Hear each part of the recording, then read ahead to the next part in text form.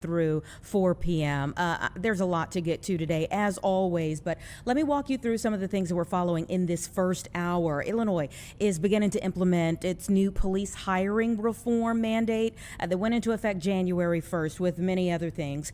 It follows, though, in this particular matter, the murder of Sonia Massey that happened last year.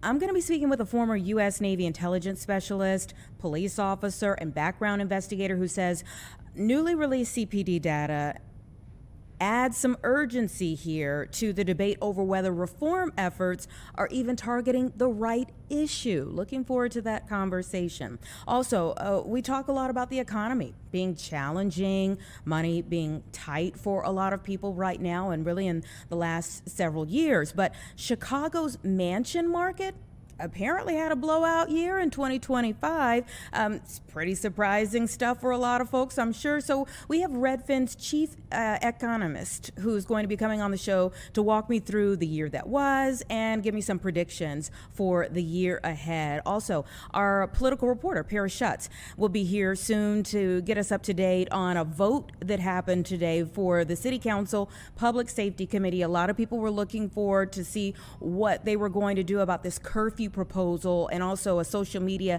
accountability effort that some of the aldermen have been trying to put forth when it comes to teen gatherings. They just took that vote. He is at City Hall, and so just as soon as we can pull him into the discussion, we'll do that as well. You know, another situation that we have been monitoring has been in Minneapolis, and we'll kind of check into what's going on there throughout the show today here. Multiple law enforcement agencies there have now swarmed a scene. You can see so many people who are out in the streets right now there in Minneapolis. This is following a shooting involving ICE in South Minneapolis that left one woman dead.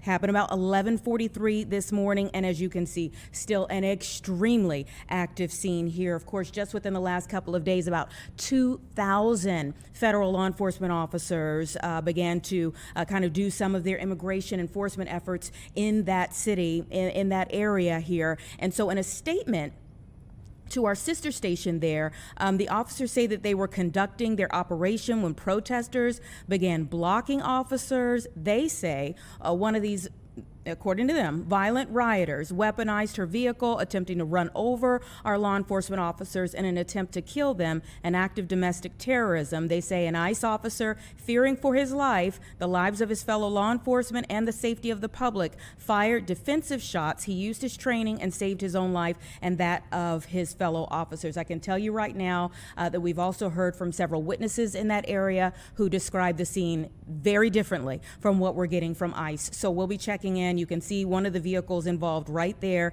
smashed up. Again, very, very active scene that we will be checking back in on throughout our broadcast, throughout our time here. We're waiting on a press conference that should be happening very soon, and as soon as that begins, we'll try to take you to that live. First up, though, let's talk about and get maybe a front row seat to what's new in tech, from what's been dubbed the most powerful tech event in the world, the Consumer Electronics Show, or CES 2026. And I'm so excited to be able to kind of see some of the things that they're being showcased there. Kat Forgione is joining me now live from the show floor in Las Vegas. Thank you for your time. Hello, Chicago. I am thrilled to be on the air with you live. We're here in Las Vegas at the Las Vegas Convention Center in West Hall, and right around all of the great technology that's here at the show. Okay, tell me about some of the, what we would say are must-see innovations that are on display.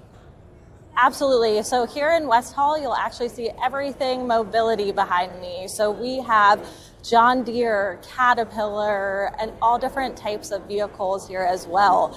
So really seeing what's next. Is it automation? Is it, self-driving? And then we're seeing a lot of AI. I think that's the topic that everyone wants to talk about. So that's also on display, whether it's a note taker that you can pin to yourself to take notes as you have conversations at work, to remind yourself of what to-dos you might have.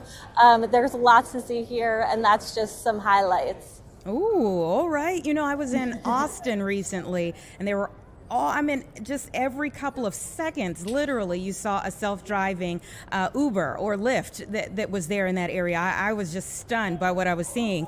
Tell me about some of the standout products that you've witnessed. Yeah, absolutely. Well, I'm actually wearing a couple. So I'll talk about wearables. And one wearable that's been really popular this year is smart glasses. So having assistants to be able to translate words that are from a different language as you're looking at a person. You can be able to use a QR payment. Smart glasses are really the future, and I'm excited to see where they go next. I have a few things on me, though, right now. So we have this Neuronics watch here, and this is if you're a gamer and you want to be really immersed in the game, you can connect this, and it uses AI to make sure that our motions are tracked in the game. So if you're running, it'll go faster based on how fast you're pumping your arms and really give you that immersive entertainment experience. I also have on me, as you could probably tell, this very cool exoskeleton. This is by Accentis. And so what you can see here is this helps with knee and hip pain. So this is a great way to connect AI and have a wearable on you.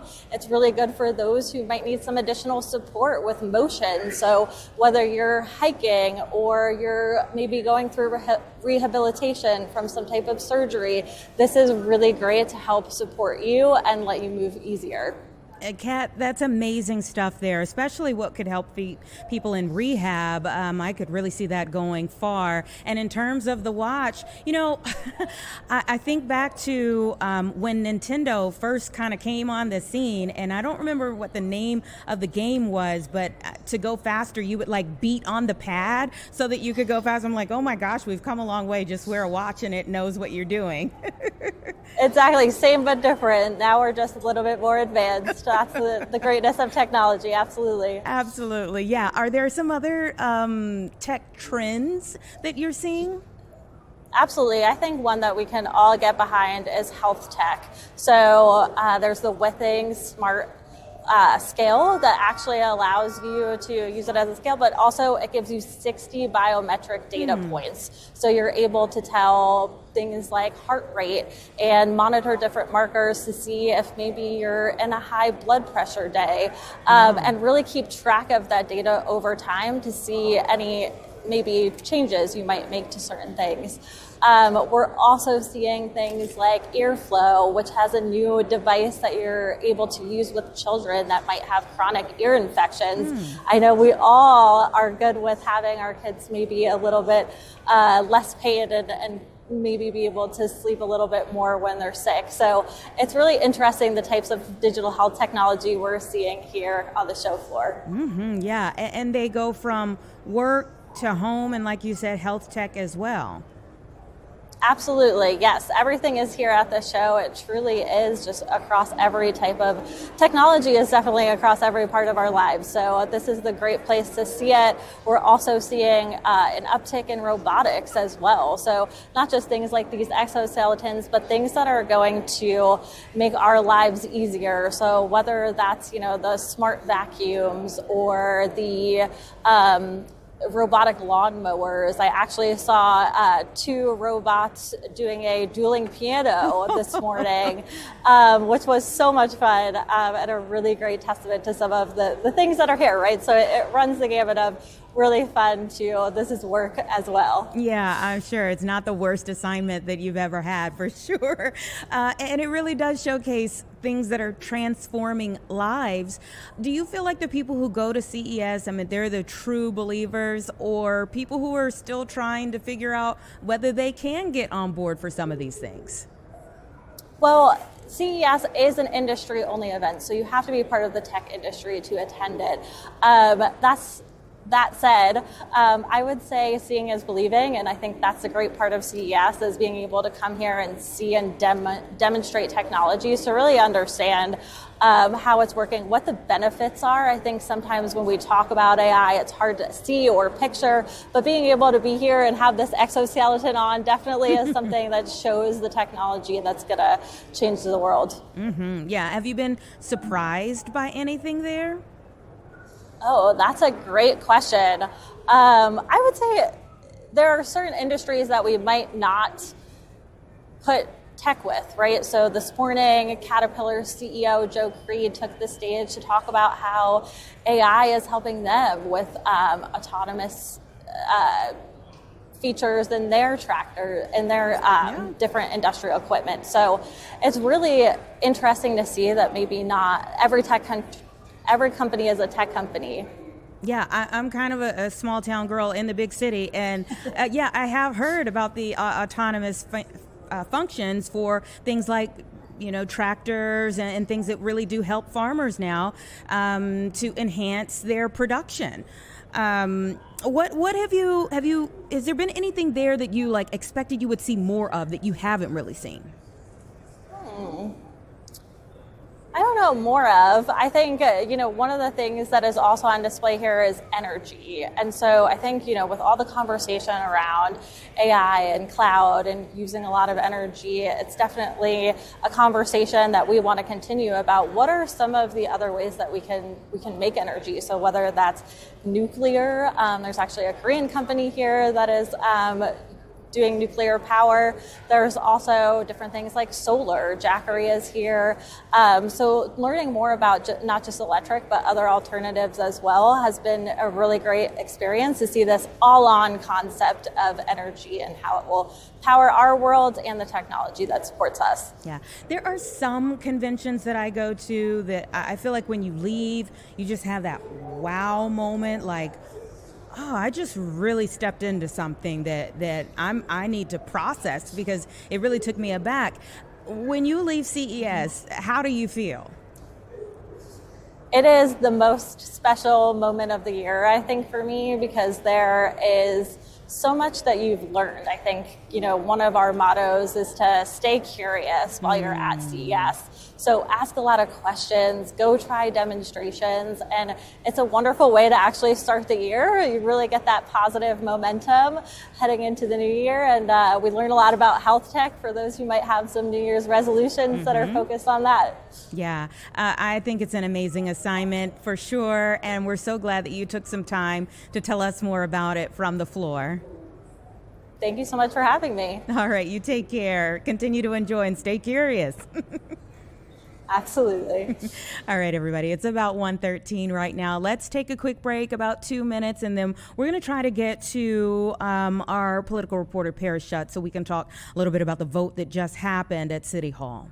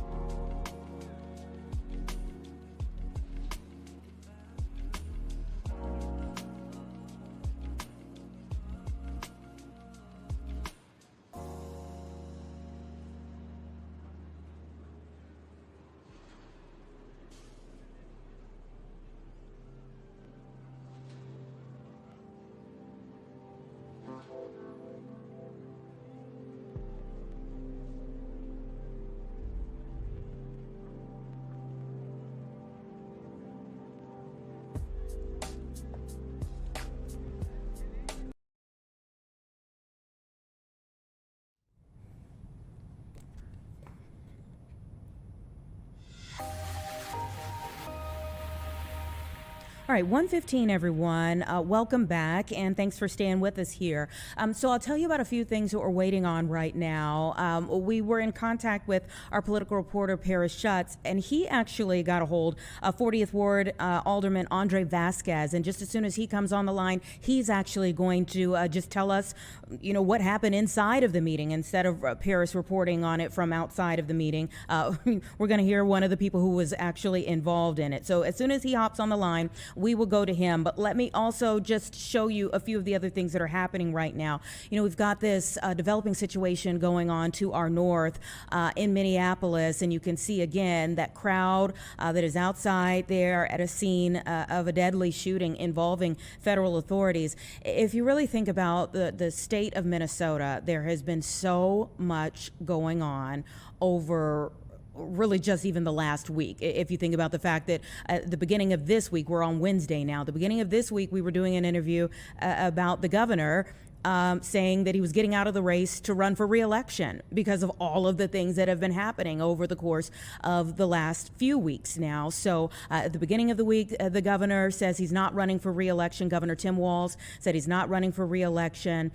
Yesterday, we were hearing more about the federal agents who were there, about 2,000 federal agents who were on the ground there as a part of the immigration efforts, ramped up immigration efforts in that area. Today, we have a deadly shooting that's taken place involving some of those federal agents there on the ground. And of course, the governor stepping out of the race in Minnesota really revolves around a whole issue of fraud and the fact that the state, that there have been allegations of widespread fraud in the state. And so right now there's also in Washington, D.C., a committee hearing going on about Minnesota fraud while we're watching the scene that's developing there in Minneapolis. So let's listen into this for just a bit. When we had a hearing and he was in front of us. And the press release is from September 26th of 2022. And this is from a press release from his office. And it says, Minnesota Attorney General Keith Ellison and his office have been deeply involved for 2 years in holding Feeding Our Future accountable. Now, the tape that we've been talking about as well, where he said he would go to bat for the fraudsters against state agencies, which, by the way, were his clients, happened 1 year prior to this press release. So if he had been working to oust the fraudsters for Feeding Our Future, he would have known who they were at the time of that meeting. He claimed in front of us that he did not know who they were. That was his reason to meet with them. And by the way, I would say that he did not meet with him in his official office, which is highly suspect. He met with them at a strip mall, I think, something like that. Okay. Well, we've invited him to be at our next hearing on this. If he doesn't respond very soon, he will be receiving a subpoena to be here at the next hearing. And we look forward to working with you and any other whistleblowers who want to come forward to ask Mr. Ellison specific questions. Now, Chair recognizes Mr. Gill for unanimous consent. I've got a unanimous consent request to enter into the record. Former legislative auditor.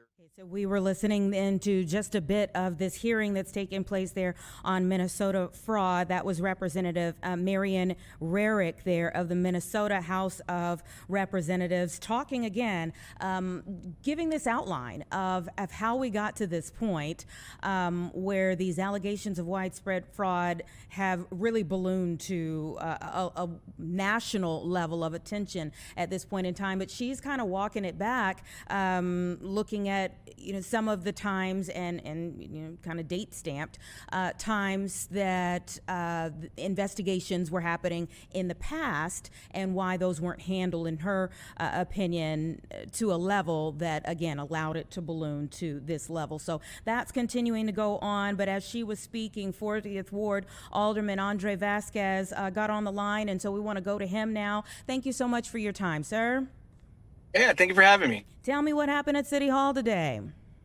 Yeah, so we had two ordinances that we're looking to move forward. One related to the time and place curfew. So my colleague, Chairman Brian Hopkins, the chair of the Public Safety Committee, looked to move forward a piece of legislation he's been looking for a while to do that would allow CPD to call a curfew 12 hours before and to put the warning out so that if anyone's underage and in an area, they would then be able to clear it.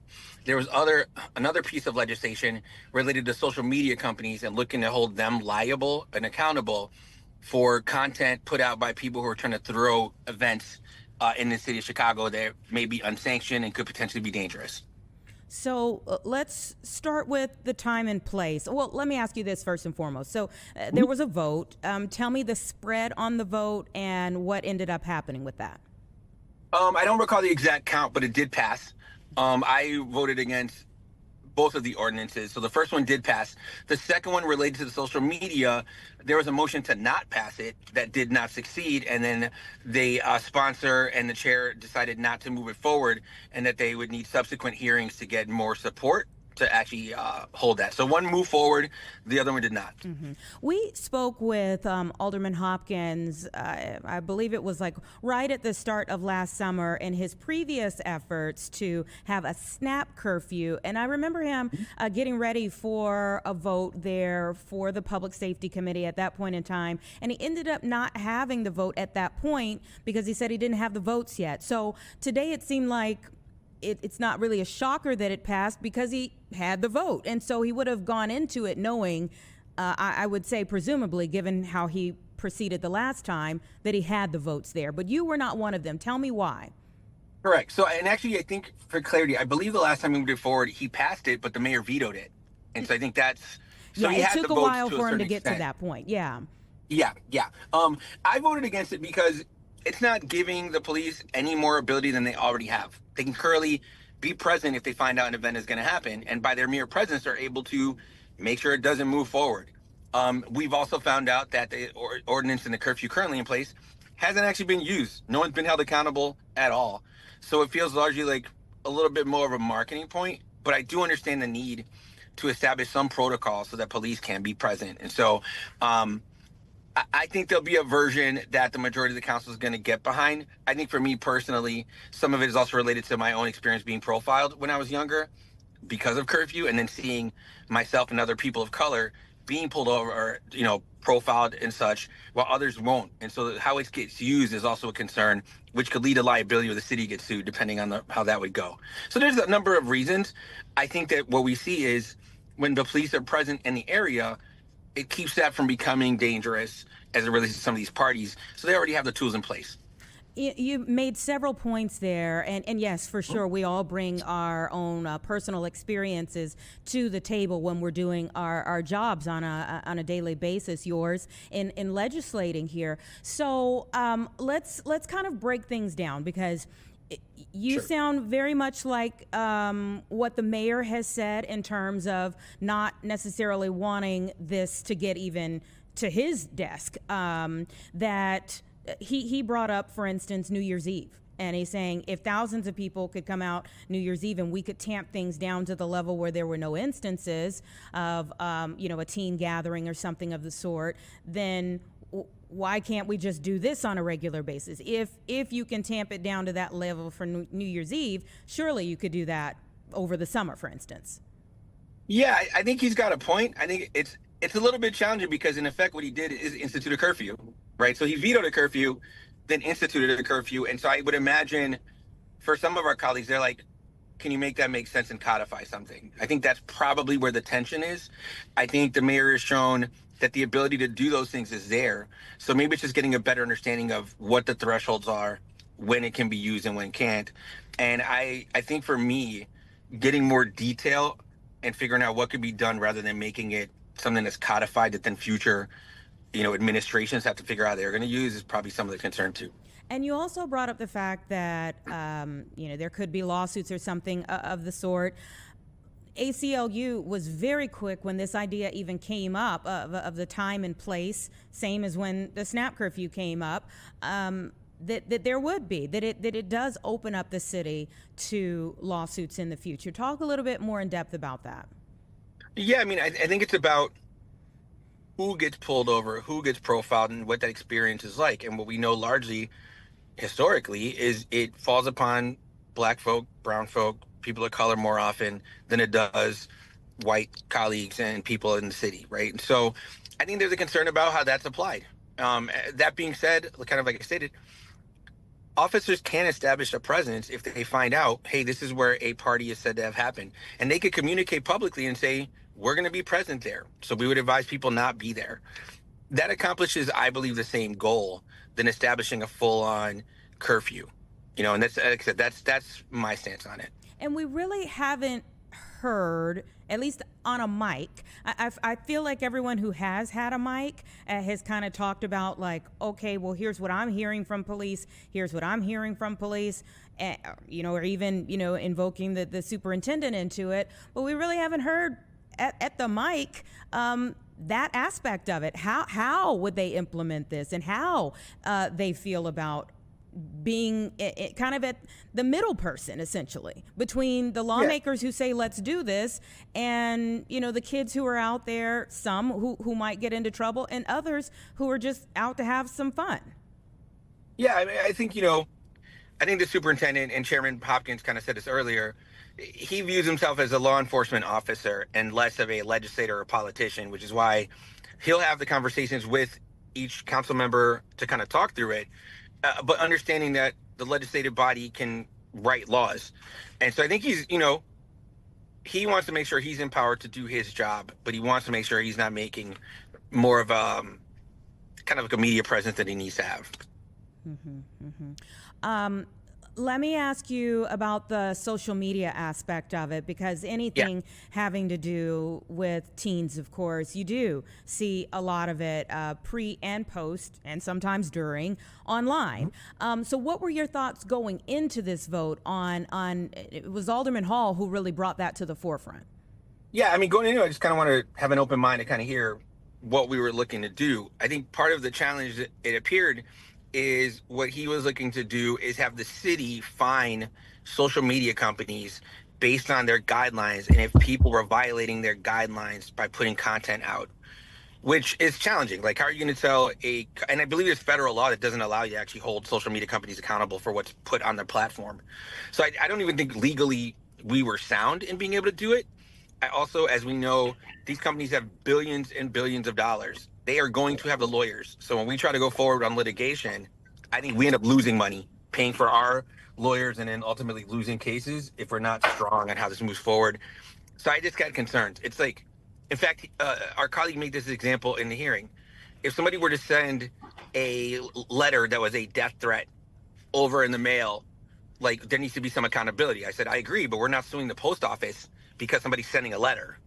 That doesn't really ring true. And so I think I had concerns about how they were trying to solve the problem, and I couldn't support it.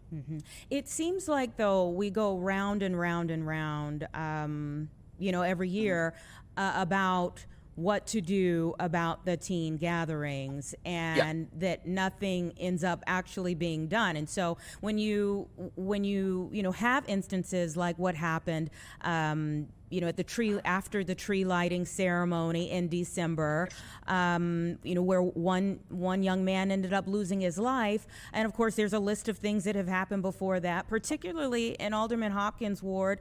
There have been several instances of things happening outside of the theater over there that he's talked about.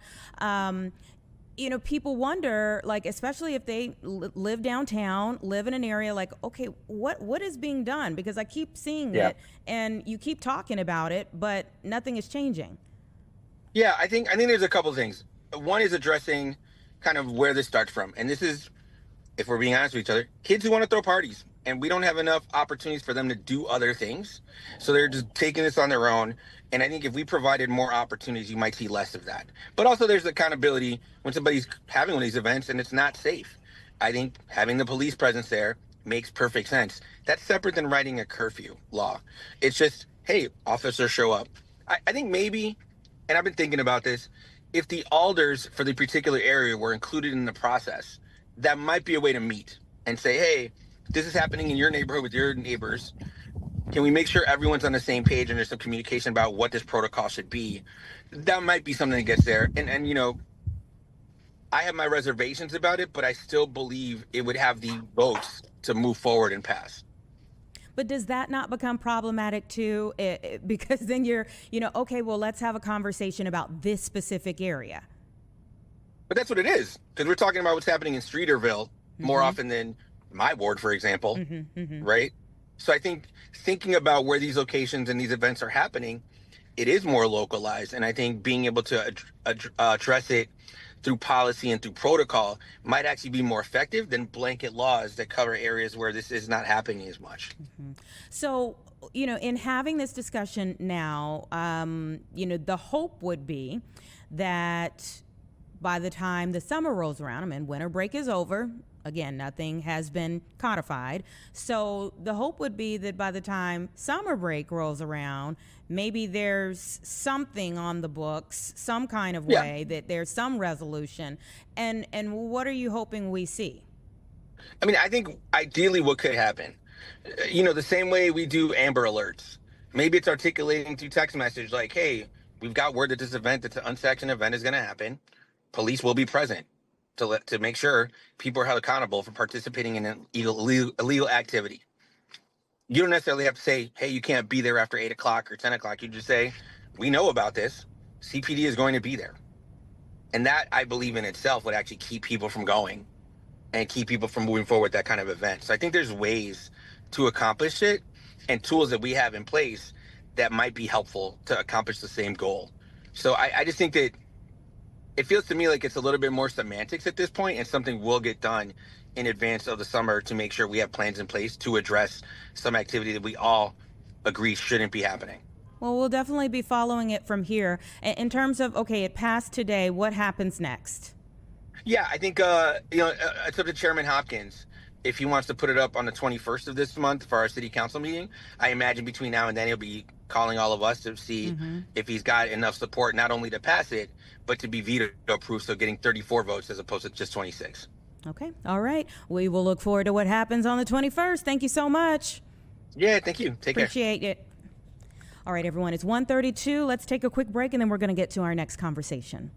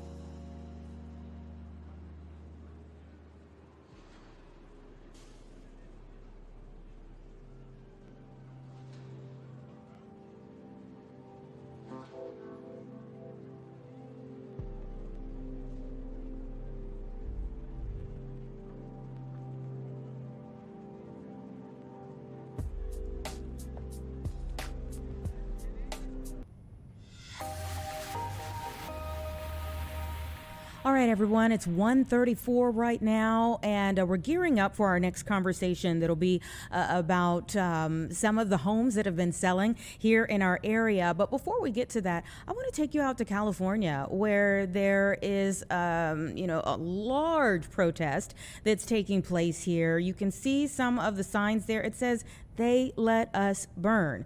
Okay, this is about the Palisades fire. 1 year after the January 7th, 2025 Palisades fire, they say here, the organizers of this rally here, that Residents who lost homes, businesses, and stability are coming together with a clear message. And they say that this disaster was preventable, and the failures, they're calling them, that allowed it must be addressed. We're going to be talking about it in our 2 o'clock hour. Right around 2:45, we'll be talking a little bit more about what's happening there and where they go from here, and also, how things look there a year later. How much progress has been made? Clearly, the folks who are out there don't feel like enough progress has been made and that too much damage was allowed to happen. We shall see. We will talk with some of those folks coming up in our 2 o'clock hour again. But, while they're talking about homes that were lost in that area, here in our area, some pretty surprising news that came as the economy has kind of been all over the place for a lot of people. We're hearing that there's been a boom in the luxury market of all things. And so I want to bring in someone that we can talk to, a chief economist with Redfin now, to talk a little bit more about what's going on. Thank you so much for your time. Hi, thank you for having me. Dara, I was surprised by hearing this news, but were you? The Chicago housing market has been more resilient than other parts of the country. It wasn't one of the places that people moved into during the pandemic, so home values stayed pretty stable in the early part of the 2020s. But mortgage rates have gone up considerably, and that has priced out a lot of middle-class home buyers. But the luxury home buyers are still around. Their stock portfolios are doing really well, and so they have money to spend. So tell me, when we talk about still around, and where were these luxury homes being sold? Like, were they primarily in one particular area, or were there several? It was a mix within the city and within the suburbs. Whether that's a large single-family home in the suburbs or one of those more luxury townhomes or condos in the city, there was pretty strong demand in both parts. Can you give me an idea of like the listing prices, or were there any bidding wars on any of these homes? Yeah, we're talking about $1 million plus homes when we talk about luxury in Chicago. There's a limited amount of inventory. There were fewer bidding wars than there would have been at the peak of the pandemic when rates were really low. It's a bit slower of a market compared to that, but the market has been faster than other parts of the country. Chicago has a lot to offer, especially for wealthy people. So if they find a home that's really desirable and there's more than one person interested, we can see bidding wars from time to time. I mean, you said 1 million or more, but about do we know what the most expensive one that sold was? I don't have that off the top of my head, but you can see homes in Chicago selling for the tens of millions of dollars when it's really that high-end luxury. So that's definitely not out of the question. Mm-hmm. So what were some of the trends of 2025, and what are some that you think we'll see in 2026? Well, for more of the typical home buyer, we're seeing more of those people leaving Chicago. For some of the outer suburbs, or for other cities altogether, like Milwaukee. Milwaukee has been a big beneficiary of the fact that Chicago has gotten so expensive, and with remote work, people can take the Amtrak in a couple of days a week and make that work. The Midwest in general has been holding up quite well, but Chicago is the most expensive city in the Midwest. So there's a limit to how much people can afford when it comes to buying a home in Chicago. Mm-hmm. Yeah. What are some of your other predictions in terms of real estate for the Chicago area, especially for 2026?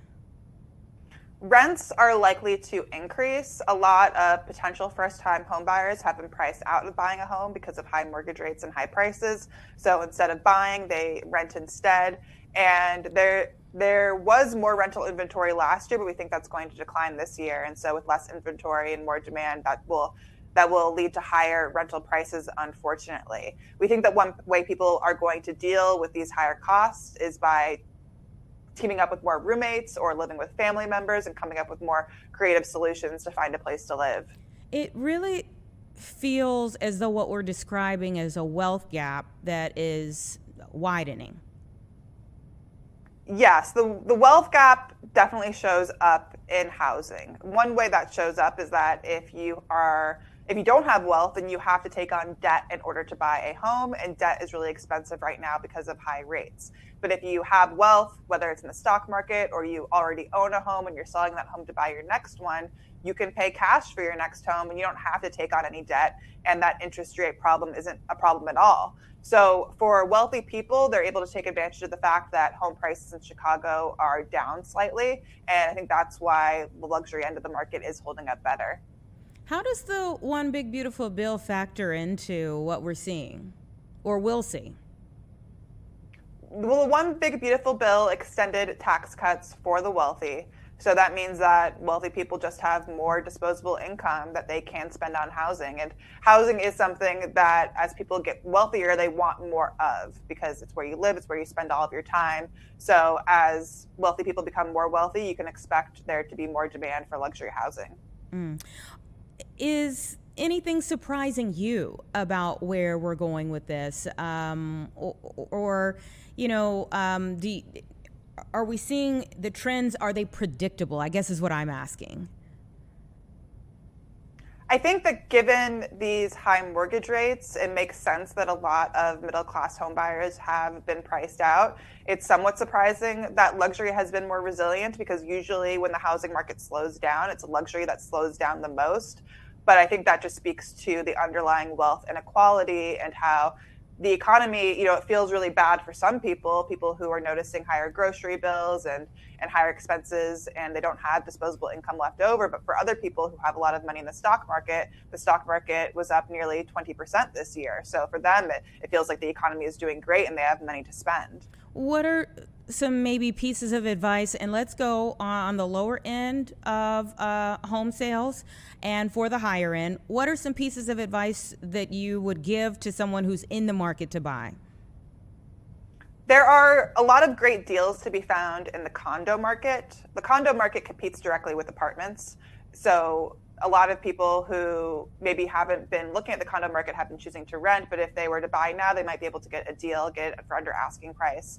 The issue is how do they pay for it with a mortgage that's so expensive? But over time, if rates come down, you could refinance that. So I guess what I would say is take a look at the condo market and see if you can negotiate an offer below the asking price. And then another piece of advice is to just make sure that you have, your alerts on websites like redfin.com so that you know when new listings are coming on the market. Check to see how long a listing has been sitting on the market, because if it's been sitting on the market since last year, or if it was listed last year and then delisted, that means that seller is probably realizing that they need to start negotiating and lowering their price. So you can be the first person to start negotiating. Daryl Fairweather, Chief Economist at Redfin, thank you so much for your time. Thank you. And expertise, yeah. 1:43, everybody. Let's take a quick break, 2 minutes, and then we're going to move on to our next conversation here. We'll be right back.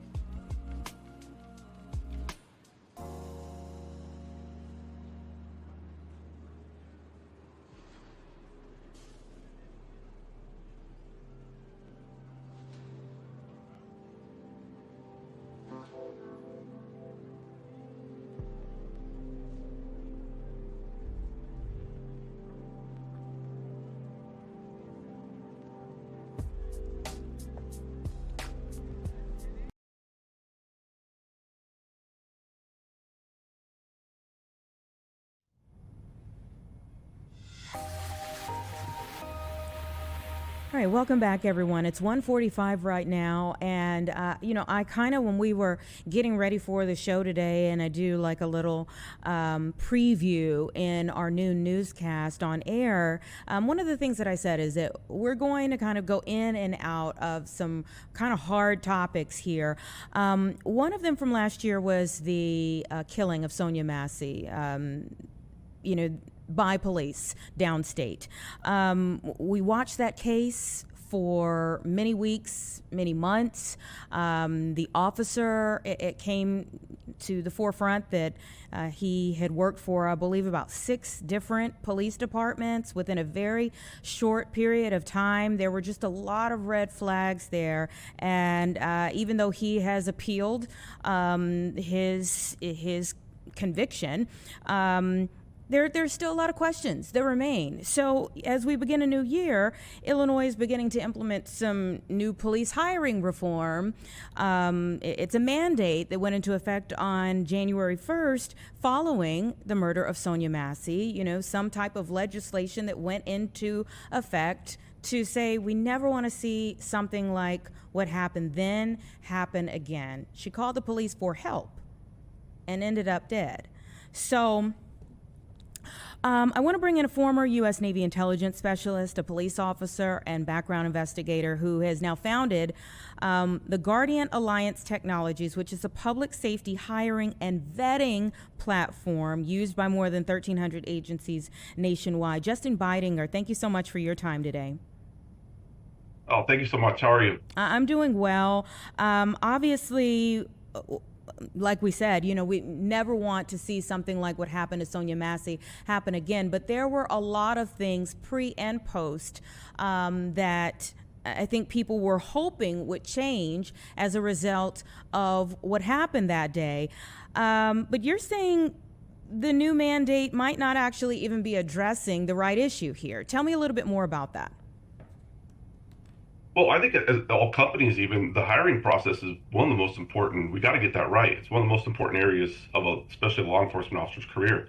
And we got to do a better job of vetting, which is why I created the Guardian Alliance software that we have, which in 2018 we started selling this. So if this was in use in this case, we probably would have caught, because I also think the deputy in this case also, he was, if I'm not mistaken, he was discharged from the military on a serious misconduct charge. He would have never been an officer, and especially in 6 different agencies.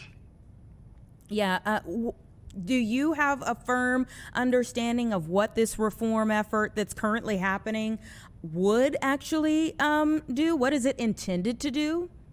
Well, I guess it's intended, well, my understanding is it's intended to do a step-by-step comprehensive background check from employers to military to, which is good. It's a good start.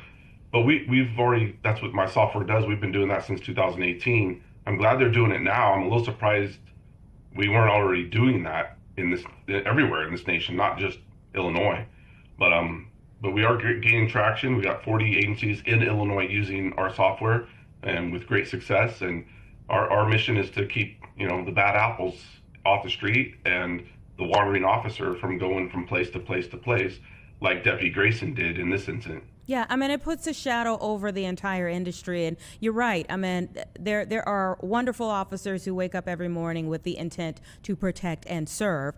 But when you have a situation like this, it makes everyone look bad.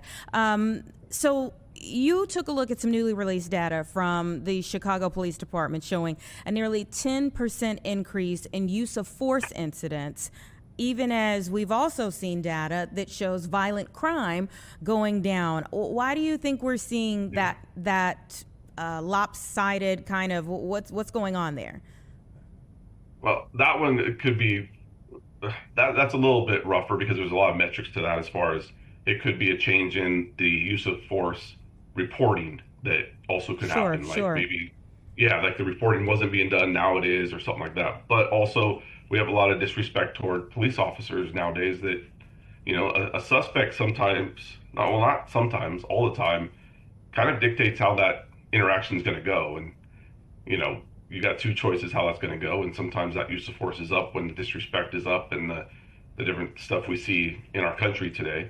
But So there's a lot of different metrics to that. So, but to see the hiring process and to see that, I'm also a big advocate of what I'm calling a rolling background, where we only do one background on officers. That's it. But maybe we should do another one 3 years or 5 years down the road due to divorces, money problems, drinking, anything like that. Because they do go through a lot of stuff.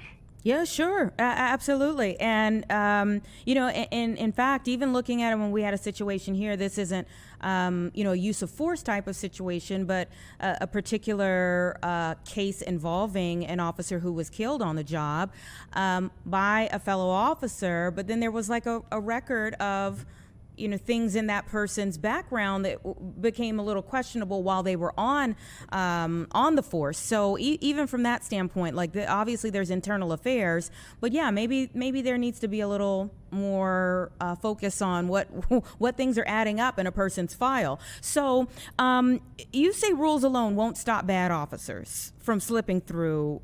Why not? Well, we still need the culture to be correct, right? You could have a bad administration and have that culture being fostered. So we still need, good administrators, good executive management, and that starts, I think, with the hiring of these new officers that are going to be brought up in hopefully a better culture. Because, like you said earlier, you made the great statement. Most cops, they're going to work to help people and do great things. They're not. We want the bad apples out just as much as anybody does. So we don't want to. We want to go home too, though. Where are some other areas that you see the police hiring process breaking down? Well, we've conquered that too. State of Delaware, we did a whole state initiative in Delaware, and every department uses Guardian, and our partner, who is a hiring, also does a lot of stuff with us and does the recruiting aspect of it. So that right there has been a huge thing, and we got the whole state now. They're not down any positions. They're all filled up. So we've done a great job there. And a lot of the talk out there is we don't have people that want to be cops or want to be deputies anymore, and that's just not true. We just got to meet them where they're at, which is cell phone, social media, and different areas, and not use the old method. So there's getting people in. There's also, it seems, going back to the Sonia Massey case specifically, an issue with transfers. Delve into that a little bit more, because obviously the particular officer that was involved in the Sonia Massey murder, that's not an isolated situation where you have someone who has been able to bounce around quite a bit. Right. It just makes me wonder what we have built in our software, and for this reason, the wandering officer goes from place to place to place. What we have built is a file review, and that file review is a very comprehensive review of everything that happened at that last department. And without, I don't want to cast anything, but I don't feel that any of that was done 6 different times, because he was released that many times and nobody caught it. So like that step by step, what the governor has done in Illinois is, like, I saw a statement that they wanted to create a step by step background process. Well, we at Guardian Alliance Technologies, the software itself is a step by step background process that should be audited. You guys have the ILETSB, the Illinois Law Enforcement Training and Standards Board. I would think they audit those. I don't know what happened there. That'd be interesting to know too. How 6 different times he was hired and misconduct. Yeah, you kind of mentioned in terms of the step by step. You were saying for your company, do you see technology kind of just making the field better from this standpoint? Like, what real difference do you see technology making for the industry? Well, a lot of technology in this aspect doesn't make the human errors that we make, and it doesn't have the bias that sometimes we have as background investigators that want somebody to get in, or it tells the facts. The data is the data.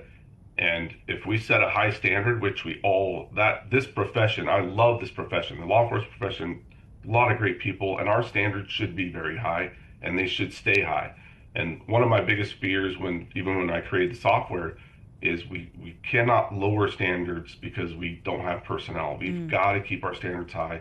have the best people in. And with software, it helps us do that.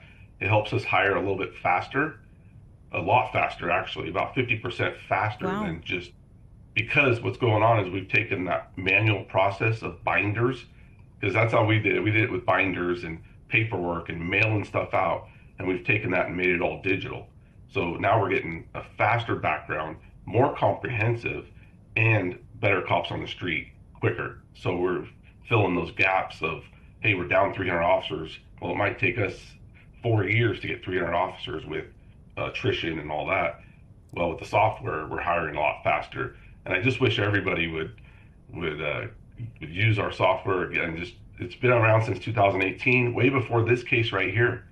I mean, it just makes me question. You know, you use the Guardian software, and I don't know what would have happened. I don't know if he would have ever got through and been a cop again, because the more agencies that are on the Guardian software, it creates a network effect.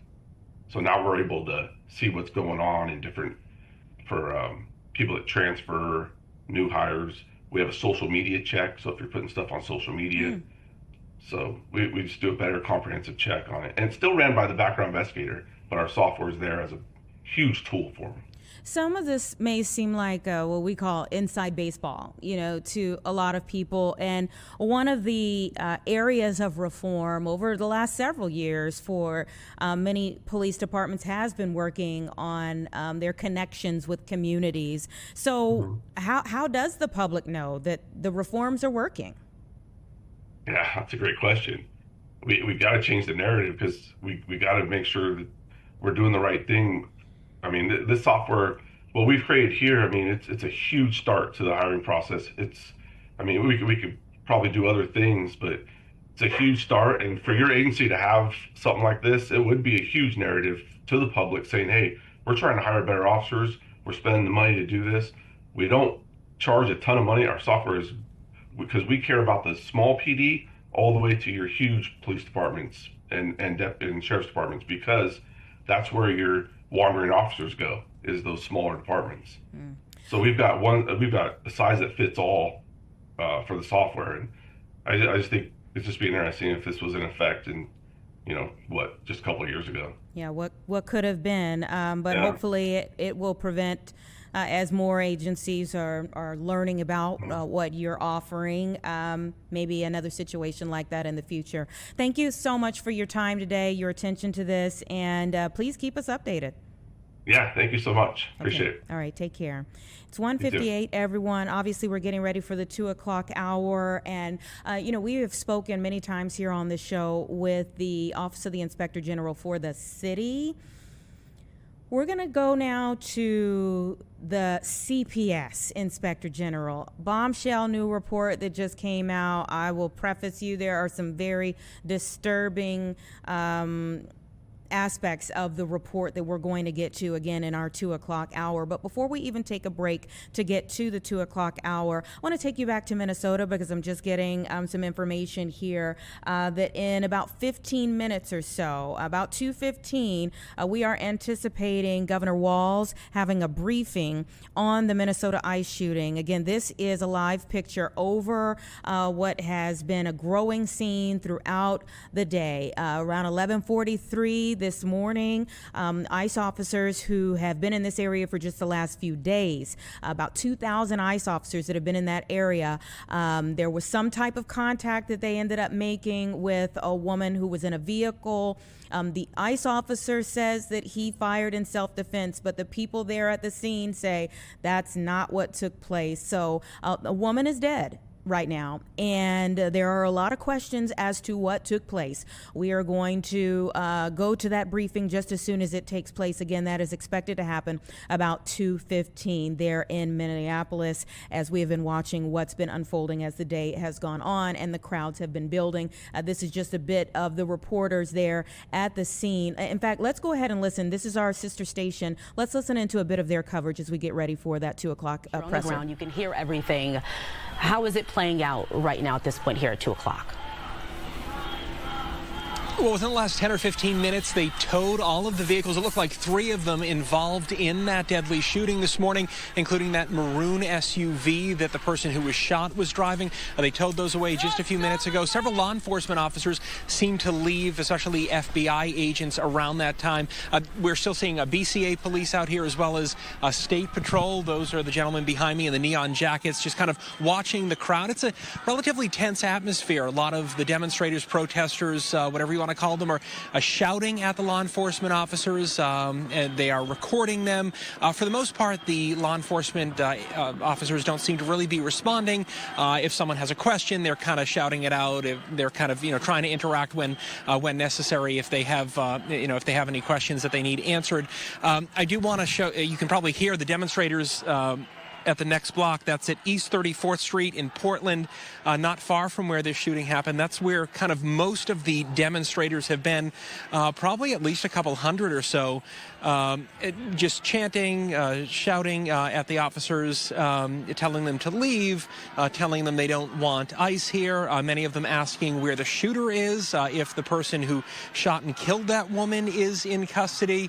But things within the last 20 minutes or so have started to quiet down. Aside from the demonstrators, they towed those 3 vehicles away that were involved in the shooting this morning. So we will continue to monitor things out here. There is a vigil at 5 o'clock, and it's going to be in that direction, right where you see those people gathered. Of course, we will be there for that. Okay, so listening in to just a bit of their coverage there in Minneapolis following this deadly ICE-involved shooting, and the crowds that's there now shouting at the federal law enforcement officers who are still there on the scene. Again, varying descriptions as to what actually happened leading up to the shooting, but we are anticipating not only the vigil that he was just speaking about later on this afternoon, but just in the next 13 minutes or so, a briefing from Governor Walz there in Minnesota. So let's take a quick break, just 2 minutes, and we're going to get to our next conversation with the Inspector General for Chicago Public Schools.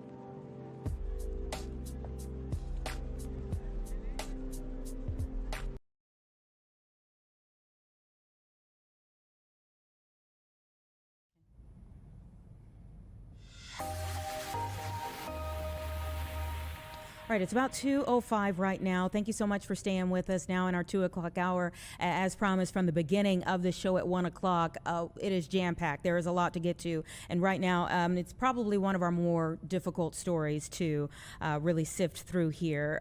We have a new report from the Office of the Inspector General for Chicago Public Schools. Philip Wagenknecht is joining me now, the Inspector General, to talk more about the findings from this that are really jaw-dropping here, including that a former CPS special education teacher who operated an OnlyFans page that featured explicit photos and videos, including 2 photos taken in her school's bathroom. I mean, this is tough stuff. Yes, that's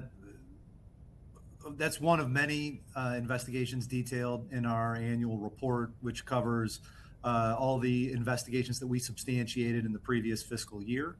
Yeah, I would say the case you just identified is one of many involving staff members engaged in concerning behavior. Yeah, there's a lot that deal with COVID relief fraud also in the district. That's right.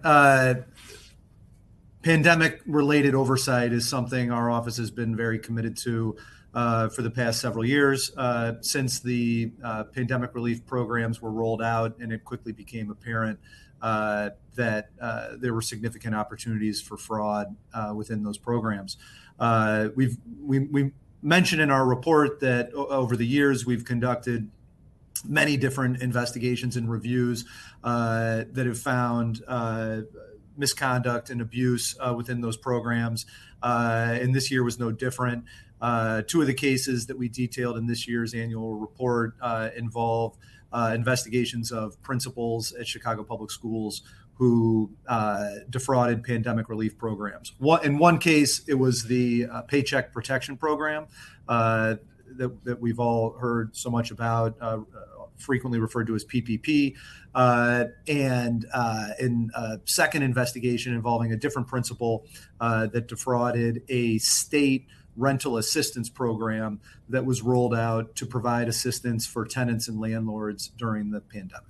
Do you find that when you are alerted to these things, when it comes to your attention, are you addressing these like, okay, we've got a report and we just give it to the district, do with it what you will, or are you actually calling in people to say, did you do this? Did this happen under your watch?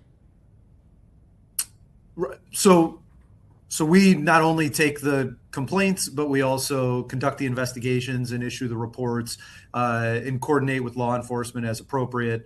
So we do all of those things. It's not simply that we're like a hotline and we're conveying the information to CPS. We're here to provide independent oversight. That's an inspector general's role, to ensure that there is an entity that will conduct inquiries that are independent from the operations of the entity they oversee, which in our case is the Chicago Board of Education, Chicago Public Schools, and that will be unbiased and impartial and devoted to rooting out fraud, waste, corruption in the district.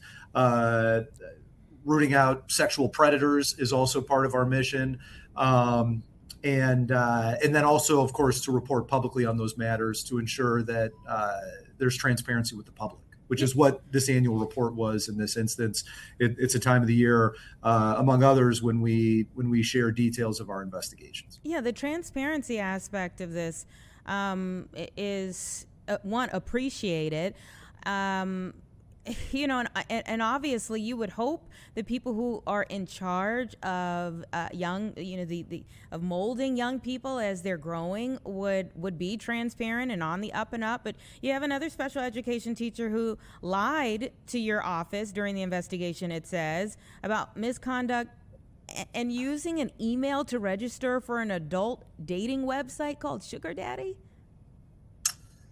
That's correct. That was another investigation involving upsetting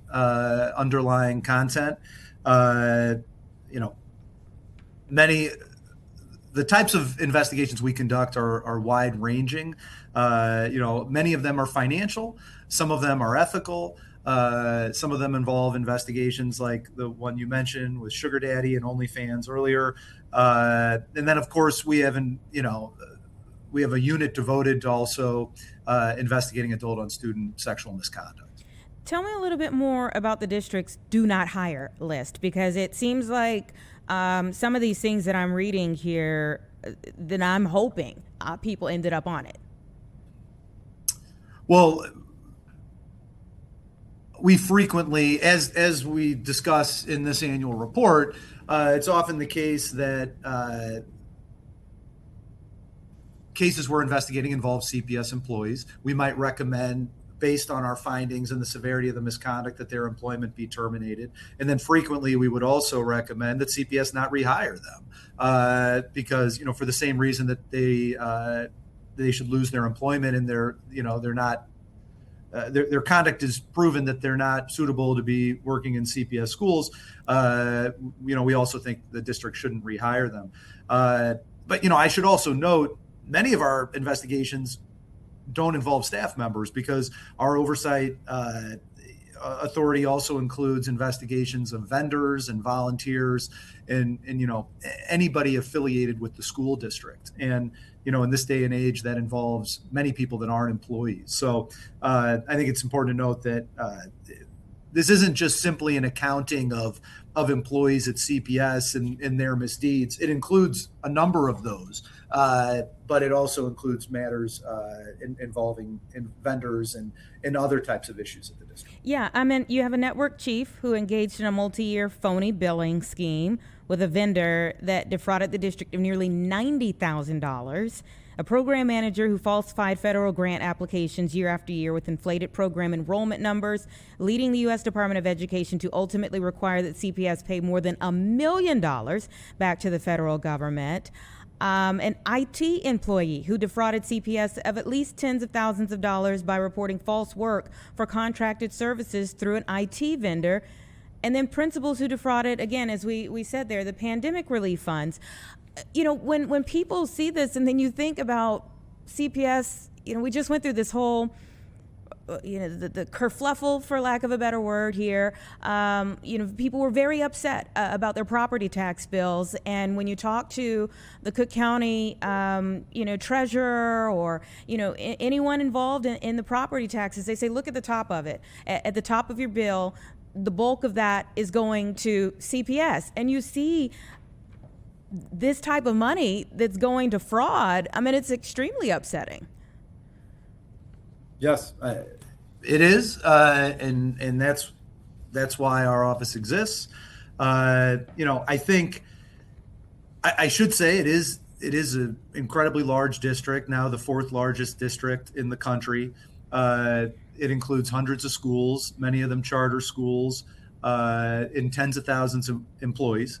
And so, by no means are we saying that this is happening at every single school in the district or that every single employee is engaged in misconduct.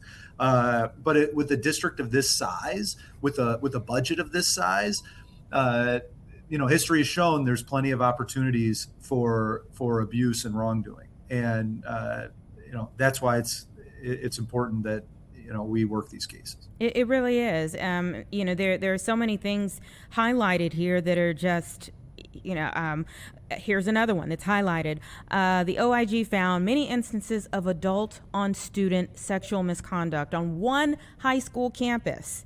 In one of those cases, an employee began grooming a student for sexual activity when she was just 15 years old and began engaging in sexual acts with the student during the summer before her junior year. That employee has since been convicted of aggravated criminal sexual assault and other charges, and he has been sentenced to 22 years in prison. We covered that case. Extensively, and you just wonder.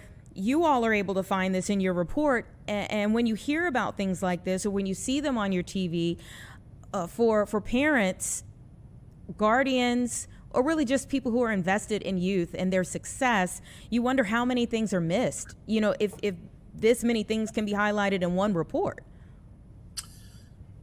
Yes, our report does. That's one case of many. That's one of the most egregious cases in the report. We discussed 6 cases where there have been criminal charges, 4 where there's already been convictions. The one you just mentioned is one of those. All told, I believe our report discusses cases involving findings where we substantiated sexual misconduct against 26 individuals. Not all of those cases are criminal. Not all of those cases constitute, sexual abuse or are involved sexual abuse or sexual assault. Some of them did. When we make findings of sexual misconduct, it can go across a range that includes sexual abuse in the types of cases where people are criminally charged, and then as well as cases that violate CPS policy because the conduct might be like classic sexual harassment type behaviors, or otherwise be sexual misconduct that nevertheless does not rise to the level of a criminal offense. Yeah. So there's a significant number of those cases, but I should say the good news is this is a district that in 2018 made significant reforms in this area, and that was the inception of our sexual allegations unit in the Office of Inspector General. We didn't used to have a unit dedicated to this. Okay. Now we do, and we have we conduct hundreds of investigations at any given time, and so I should say that to your point about how much could be going unnoticed.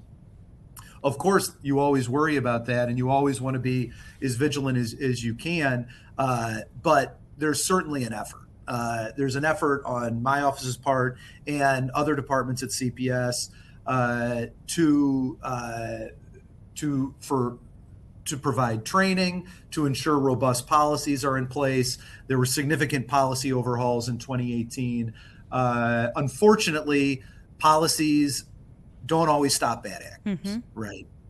So some of these bad conduct will persist. And I think when you have organizations where children are present, you have the possibility that there could be, sexual predators associated with those organizations. I think that's true anywhere. CPS is no different. But I do think, CPS is at least a place where there is, a vigilant unit investigating these matters. Yeah. And not every school district has that. Most don't. Really good to hear about the improvements post 2018. I have to tell you that situation with the 15-year-old girl had to be one of the most horrible things I had ever heard of. That the employee took her for abortions twice, posing as her stepfather, I believe.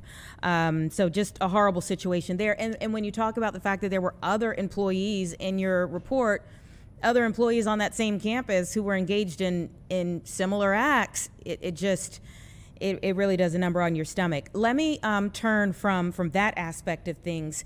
You guys even look into sports. Tell me a little bit more about how you do that and what comes out of those investigations. Well, I think you're referring to cases where we found that there were recruiting violations and enrollment fraud. So we had a case last year where we conducted a very robust and lengthy investigation involving numerous individuals at a high school, and found that that basically nearly an entire basketball roster had been stacked with players that had been brought into the school improperly.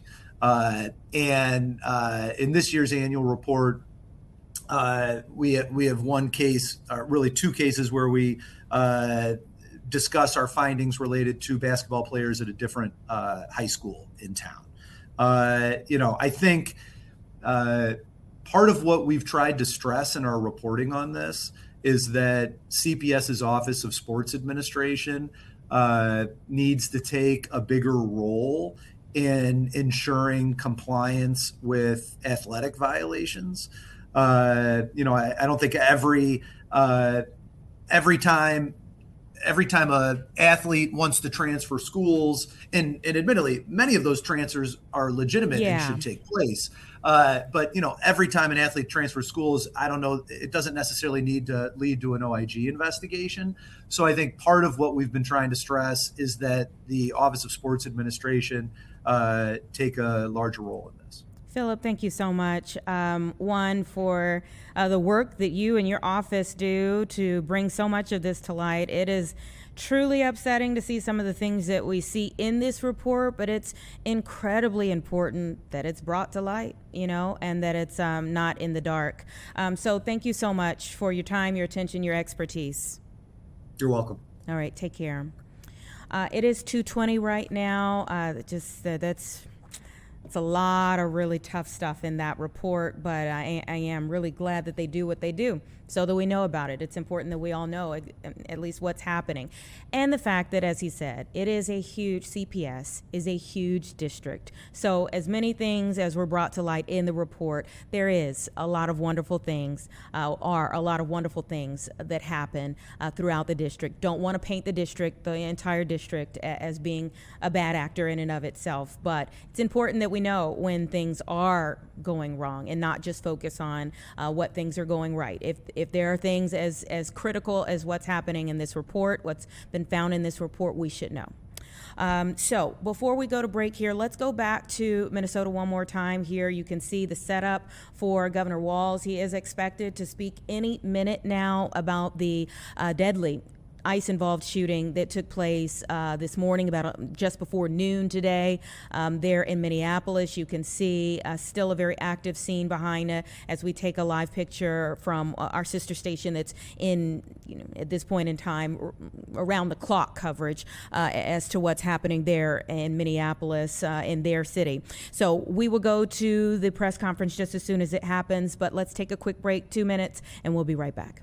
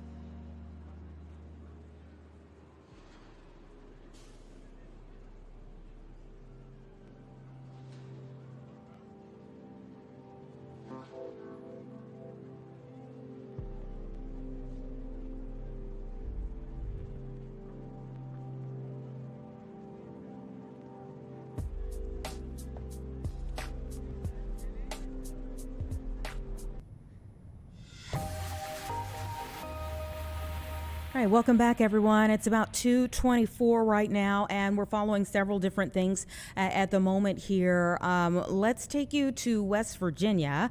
There has been a bridge collapse that took place in West Virginia, and if we can, listen into this interview that's taking place as we speak. That I can think of. Thank you. Okay, so just listening to a bit of it, you could see a part of the bridge right there. So this happened this morning. Multiple emergency crews now responding to this scene. The bridge, it collapsed into a waterway there. So what we know at this point in time is that rescue crews have been working to try to reach and assist anyone who was injured. Access to the area has been shut down to allow emergency operations in that area. But as of right now, it seems like those who they have been able to reach have not been, they haven't had life-threatening injuries. Let me say that.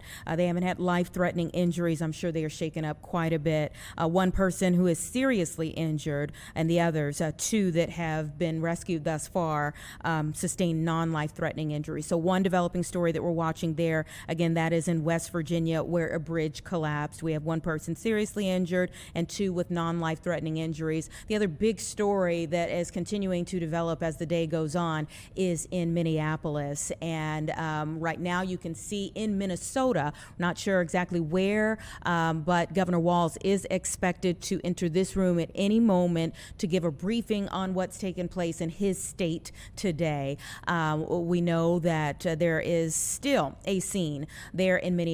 If we can go to it, moments ago, we were actually seeing people start to march down the street in Minneapolis. Some of these pictures are a little shaky. Do we have the overhead? Okay, we've lost the overhead picture there of what was taking place, but for a while we could see some of the people starting to march in the streets. Again, this is coming after a ICE-involved shooting that took place earlier today. Multiple agencies in that area who just really swarmed to the scene after hearing about a shooting. There you go. All right, now we have the overhead picture here from the helicopters that are showing people beginning to march down the streets in Minneapolis, outraged about the deadly shooting that took place in Minneapolis today, a woman who lost her life. There are conflicting reports as to exactly what happened and how she lost her life. But we know as of right now that federal authorities believe that an officer was acting in self-defense. They are saying that the woman rammed a vehicle and that the officer fired in self-defense. But there are people who have been in that area who have very different stories. Witnesses there on the scene who have given very different statements to some of the reporters who were there in that area. For instance, one woman told our sister station, which we're getting this live picture from, that the woman got into a red vehicle in the area, and there was one ICE agent on either side of the vehicle trying to get in, and a third ICE agent came, tried to yank on the driver's side door. One of the agents on the driver's side door backed away a little bit. This is what the woman is recounting to the reporters here. She says, then they opened fire, shooting 3 times through the driver's side window. Another witness said that the vehicle wasn't moving toward the agents, as they reported. Meanwhile, some of the other witnesses say that a doctor was at the scene, tried to help the woman who had been shot by the ICE agents, and they refused to let the doctor in to help. 10 to 15 minutes later, an ambulance arrived, but it was blocked by ICE vehicles that had occupied the street. Witnesses say that ICE agents then carried the woman's body to the end of the street, and she was then loaded into the ambulance. So this has been a developing story. Again, conflicting reports as to exactly what went down in Minneapolis. But you can see here some of the agents that are there on the scene still. A part of this is for crowd control in the area at this point in time, because as more of this news has been getting out to people, and you can see one of the vehicles involved in the situation earlier today here. But as people have been getting more information, they've been coming out to that scene. They have been marching through the streets. And again, just in the last few days, we know that there was an influx of federal agents into Minneapolis. Not sure what exactly is happening here. And we apologize for any obscene gestures that are being made in that video there. But as we heard from a reporter that we were listening to earlier, tension is at a high right now in Minneapolis after this deadly ICE-involved shooting that took place earlier today. Again, people marching through the streets here wanting answers, and we're waiting for the governor to speak any minute now about what has taken place. Again, there is so much that's happening throughout Minnesota right now with fraud investigations going on again, and then this influx of federal agents that went into Minneapolis within the last few days.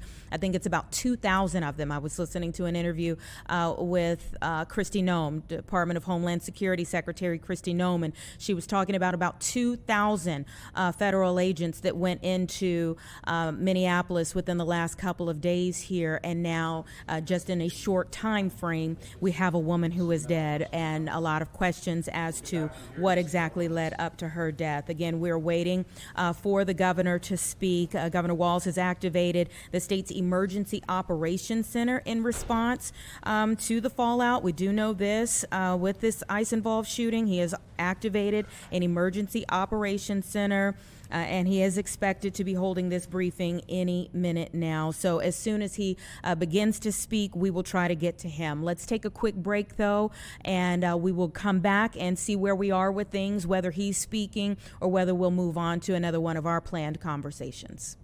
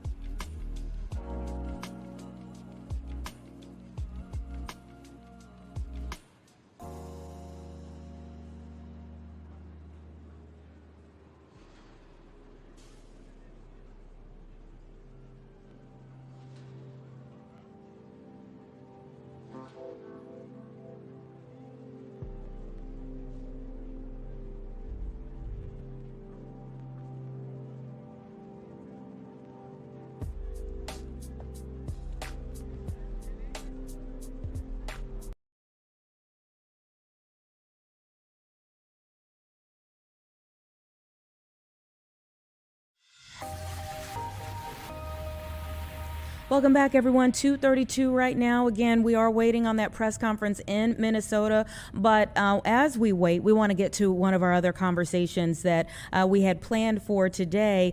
We have an expert, Harry Moggins, who is joining us now on data privacy here.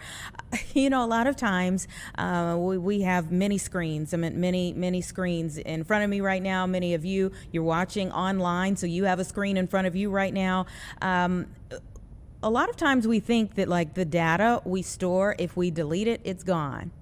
That's not always the case. So I want to talk to Harry about maybe what he's seeing from his vantage point, and then also what we can do better going into the new year when there are so many more depths of privacy that we need to look into. Thank you so much for your time. Absolutely. Thank you for having me. Absolutely. What do you know, now that we are in 2026 and technology continues to evolve, do we continue to stay, like, is it one step forward, two back when it comes to data privacy? For the most part, California just passed a law that went into effect in January called the Delete Act, and underneath it is the Drop Act, which is a step in the right direction of reclaiming privacy. But yeah, as 2026 comes around, AI is getting more prevalent, threats are on the rise. It's getting more dangerous out there for sure. Yeah, so it could still reappear even after we think we've deleted something. Talk a little bit more about that. Sure. So oftentimes when you're deleting your data from a social media account, from a data broker, wherever it is online, there's a concept called soft delete, where it's essentially a suppression or a hiding, a flag that the company does to keep you from being visible, but not actually deleting the data. And then they'll hold the data for just long enough until something gives them the ability to bring it back, either a cross-reference, third-party validation, some action you take on the social media account that buried in the fine print means you're reactivating the account without your knowledge. Deleting data is not always the safest. It's usually better to obscure, mask, or kind of erase the text rather than deleting your full account in some cases. Wow. You mentioned California and what's happening there. What options do the rest of us have for protection? Sure. So California is on the forefront of privacy, trying to really help protect their citizens. Unfortunately, outside of California, it's not always that easy. So companies like PrivacyBee are a place where a consumer can see their digital footprint online. They can go on, do a free scan, see every place that's exposing their home address, their cell phone number, their email address, all the different data points that can be weaponized by spammers, hackers, bad actors, anybody trying to show up at your front door causing you harm, any bad date that goes wrong and a creepy person is trying to Google your home address to show up the next day. It's all out there. So you can try to search Google and clean it up yourself, or you can use a paid service like PrivacyBee and try to help take back your privacy on your behalf. That is scary. It really is. And again, I mean, we don't want to overwhelm anybody by thinking like it's almost like what is the game where you're trying to like whack-a-mole? You know, I mean, as I mentioned, going to you, we're on so many different things now. Like, how do we even keep track of all of this? Absolutely. You can't live in 2025, not 2026, without being on the internet. You have to have accounts. You have to be out there. So how do you protect yourself? How do you actually take back control? And some simple steps you can do, simple advice. Be smart. Don't put your birthday anywhere public. Don't put your cell phone number or email address out there anywhere public. That's what a lot of data brokers use to triangulate your account and create kind of a dossier on you as an individual that then gets sold to telemarketers, to spammers, used for spearfishers and hackers. So giving them the information publicly is usually what they can kind of anchor to. And then they start attaching browsing data, shopping data, and all kinds of other scary stuff onto it as well. Are there some sites that we're regularly on that are worse than others? There are.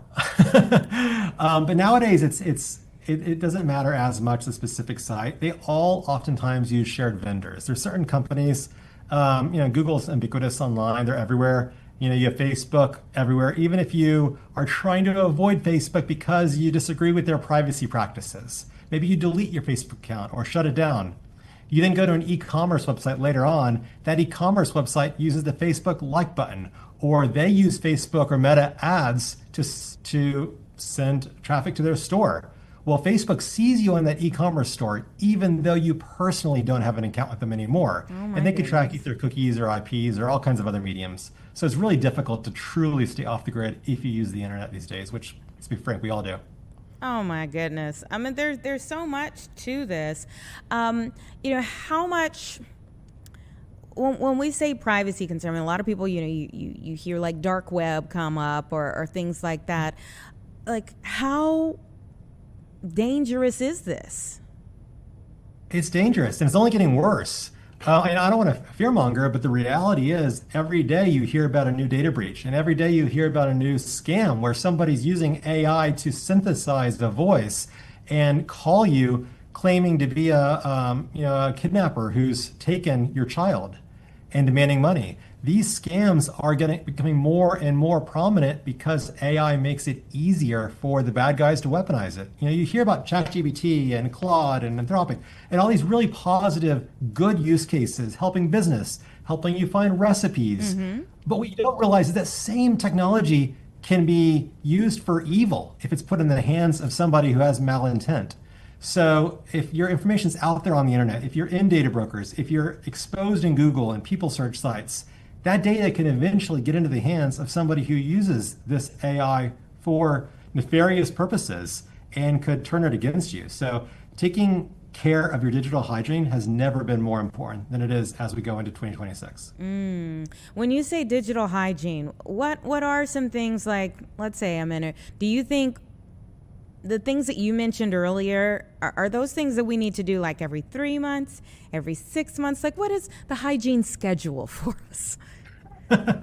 So on average at Privacy Bee, we see a person's data reemerge every 72 days.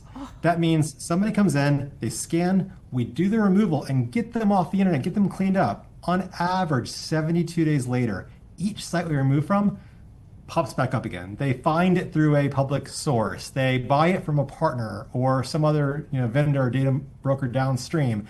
It's truly, like you said earlier, it's whack-a-mole, right?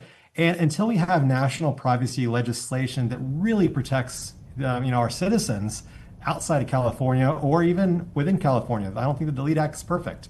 Until it really takes effect and stops these data brokers, whack-a-mole is the only game we can play. So this constant scanning, this constant removals, services like Privacy Bee or others that are able to help do it for you and maintain your privacy, that's one of the only surefire ways to protect your digital footprint and have that data hygiene I was talking about. Wow. Thank you so much for your time today and enlightening all of us. We appreciate it. Absolutely. Thank you for having me. Absolutely. All right. It's 2:41. Governor Tim Walz in Minnesota is speaking now. Let's listen in.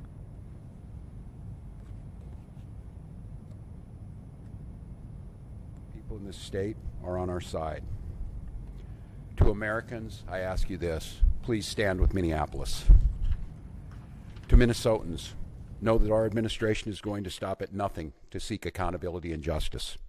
The State Bureau of Criminal Apprehension are working on the investigation. We have activated the State Emergency Operations Center.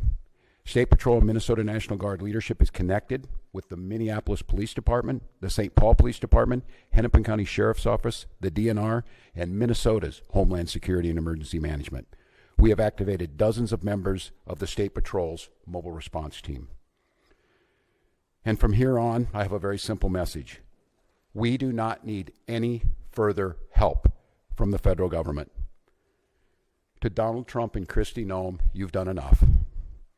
There's nothing more important than Minnesotan safety. I've issued a warning order to prepare the Minnesota National Guard. We have soldiers in training and prepared to be deployed if necessary. I remind you, a warning order is a heads up for folks. And these National Guard troops are our National Guard troops. They're teachers in your community, they're business owners, they're construction professionals. They are Minnesotans. Minnesota will not allow our community to be used as a prop in a national political fight. We will not take the bait. We will continue to update you, Minnesota, as we get more information.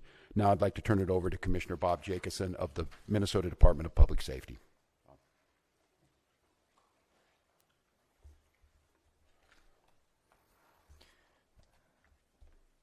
Thank you, Governor. As the Governor mentioned, my name is Bob Jacobson. It is my honor to serve as the Commissioner of the Minnesota Department of Public Safety. First of all, I want to acknowledge the reason that we are all here.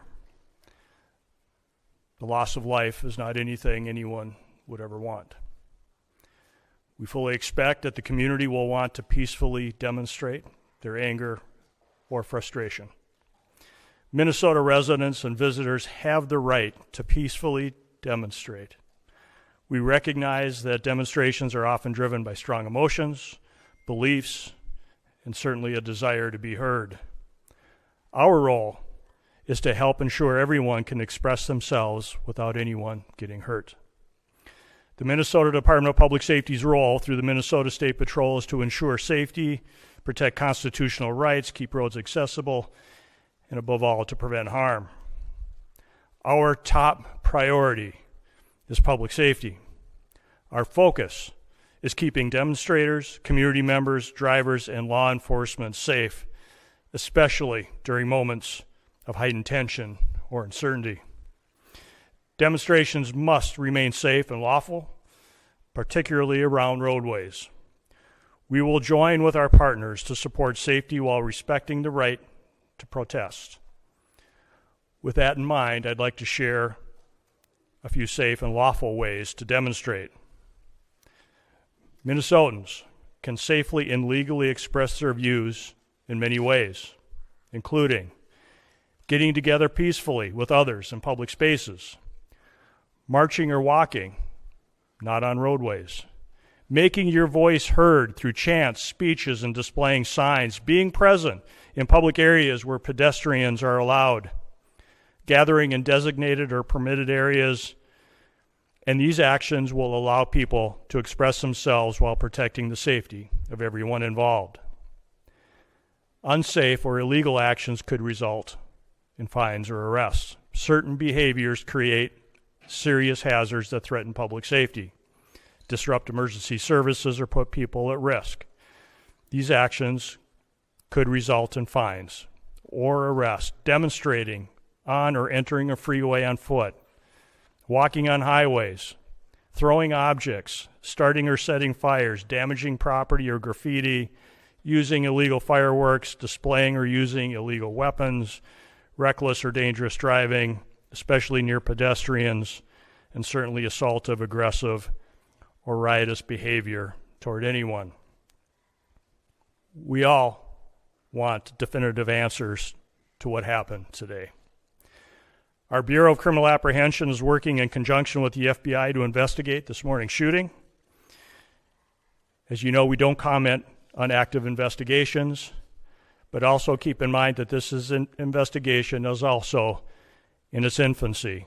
So any speculation about what had happened would be just that. And we will not engage in speculation.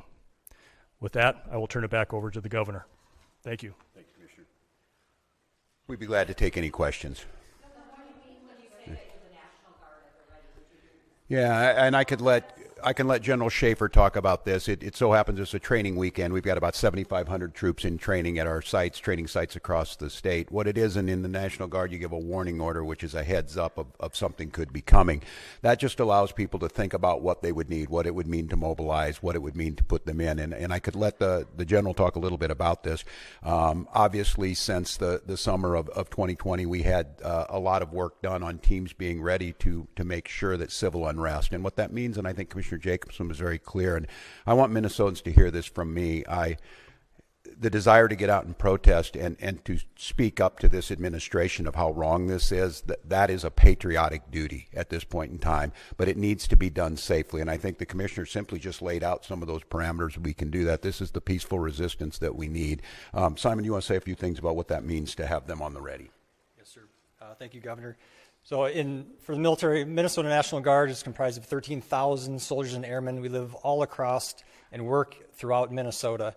A warning order is just an initial step to increase your preparations. The Minnesota Guard is always prepared to respond and support state agencies and the citizens of Minnesota. So what that means for us today is just some additional checks on equipment that is ready at all times, and maybe some additional phone calls to service members who might be activated, but no activations. We are embedded with our state agencies here at the Operations Center to just continue parallel planning in the event that we are needed to support. And I would make note, Mary, and to Minnesotans on this about the National Guard, they're there to protect you and protect your constitutional rights. These are our neighbors. They don't wear masks. They don't bust in from somewhere else. They're not here to cause hassles to you or what we saw today, the tragedy. Having them at the ready to make sure, because when we see these types of things happen, and we saw it after the murder of George Floyd, there's folks that want to cause chaos. There's the disruptors in it. And while the vast majority of those protests were peaceful expressions of their First Amendment rights, there were those that destroyed property and put people at risk. The National Guard is there to make sure that peaceful protests are able to be done, and that those that want to do the destruction are stopped from doing that. Yes. Yeah.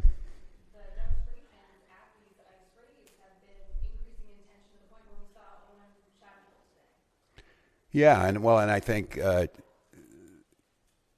apparently by a federal agent, not by Minnesotans who were there to express their First Amendment rights.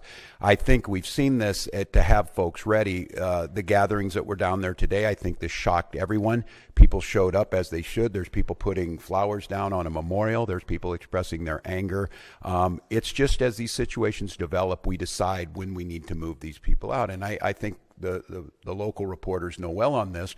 Both unfortunately and for us, the upside of this is that we're very good and we've had practice at this. And I just want to, again, implore Minnesotans, I am not telling you not to express your anger or your frustrations or the outrage that we have. Look, this was totally predictable, as I said it yesterday, and it was totally avoidable.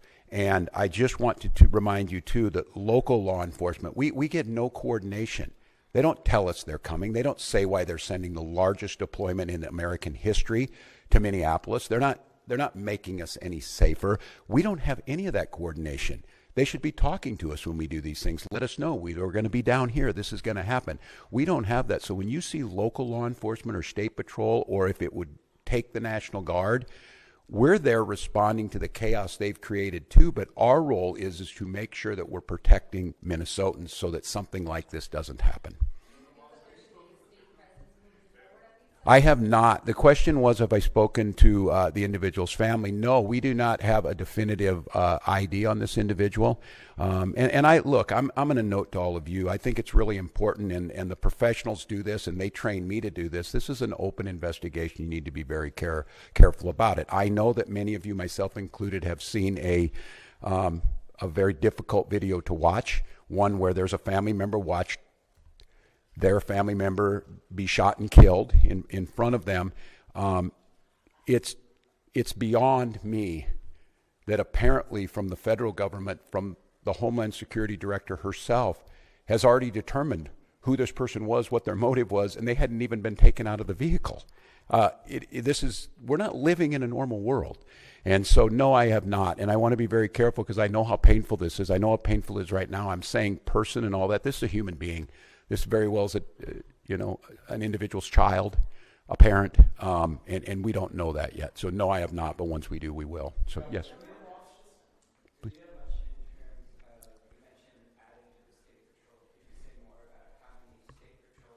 Colonel, would you like to do that? Colonel.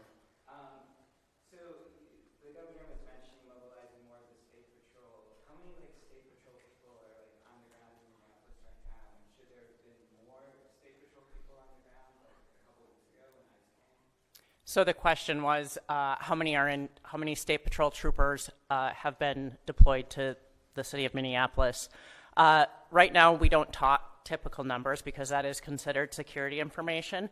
We do have a specialized team that does deal with crowd control, and so they have been deployed. But again, they are from all over the state of Minnesota, so they will come in tiers to the state. No, it was in response to this event. One more. Sorry, just to clarify the intention of deploying the National Guard, is there any chance that the National Guard will be deployed against federal agents to protect Minnesotans? I'm sorry. What was it? Will the National Guard ever be deployed against federal agents to protect Minnesotans, given the context of what happened earlier today? Well, I said this yesterday. We've never been at war with our federal government. I think in this case that the National Guard is their main mission. They have a dual mission. There's the federal mission when they're under Title 10 orders, and then they're under Title 32 orders. And this warning order, there's nothing officially been done yet. If I am to activate them as the Commander-in-Chief of the Minnesota National Guard, I will issue the executive order to the Minnesota National Guard, and then they will be put in state duty status. And as you've seen over the last few years, that could be flood prevention, that could be after a wind-blowing storm up in the north, up in Bemidji, or it could be COVID or George Floyd response. In this case, again, it doesn't necessarily change the mission. They're there to protect Minnesotans. They're there to serve Minnesotans. I think the thing that is so challenging in the moment we're in is we don't see a desire to work with us on public safety. We hear a demonization of our state. We see people coming in who don't know our community. and we see this massive display for the TVs that we're trying to understand how is this coordinated. And some of you watch the videos on there, total chaos. And look, I have very limited work in this is the training in the National Guard, but I've had a lot of training now to watch how our professionals operate. After this person was shot, federal agents milling around, touching the vehicle at a crime scene and things. I don't know what to tell you, and I don't quite know how to respond to the question other than my primary responsibility as governor is the protection of the people of Minnesota. And you can be assured, whether it's the State Patrol or whether it's the National Guard, their deployment is there to protect Minnesotans from whatever it is. If it's an act of nature, if it's a global pandemic, or in this case, if it is a rogue federal agent. I don't know at this time, and I want to be very careful. It's unprecedented that we have the federal government's already determined exactly what's happened here and the motives of an individual that we don't even know the name. They don't know the name, and that's very difficult. So, well, one more, Dana.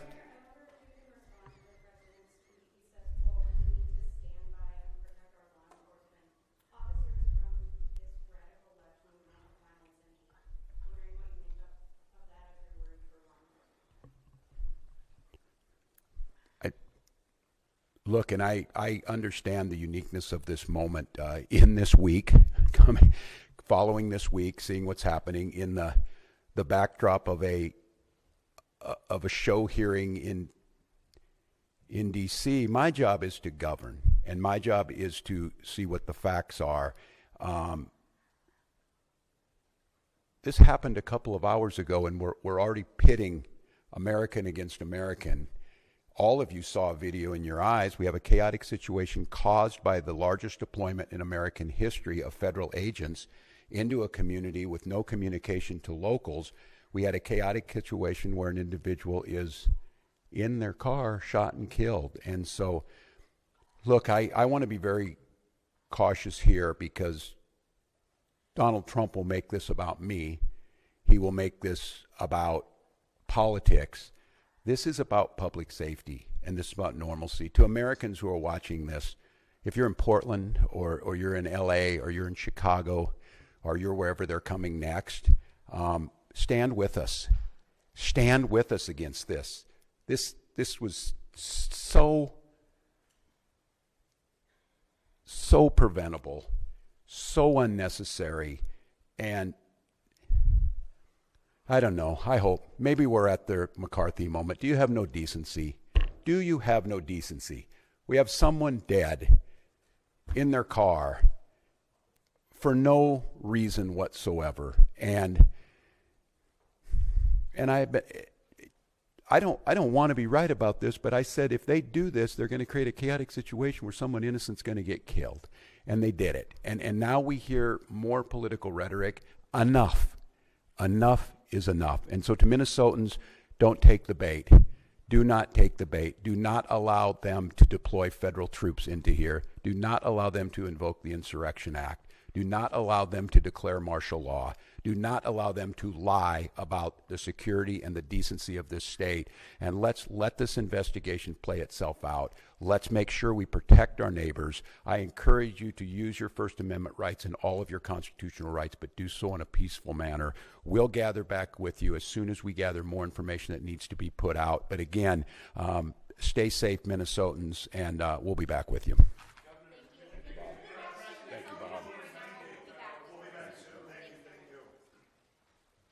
In there, we have been listening to Minnesota Governor Tim Walz and law enforcement agencies there in Minneapolis and Minnesota, as well as the general of the National Guard there for Minnesota, as they have been going over, one, their frustration from what took place today, a deadly shooting of a woman by federal agents there in Minneapolis, and also kind of walking through things as we look forward now to what happens next, as there's still a lot of questions as to what actually took place there in the streets, and I should say conflicting stories as to what took place for this woman to meet her untimely death today.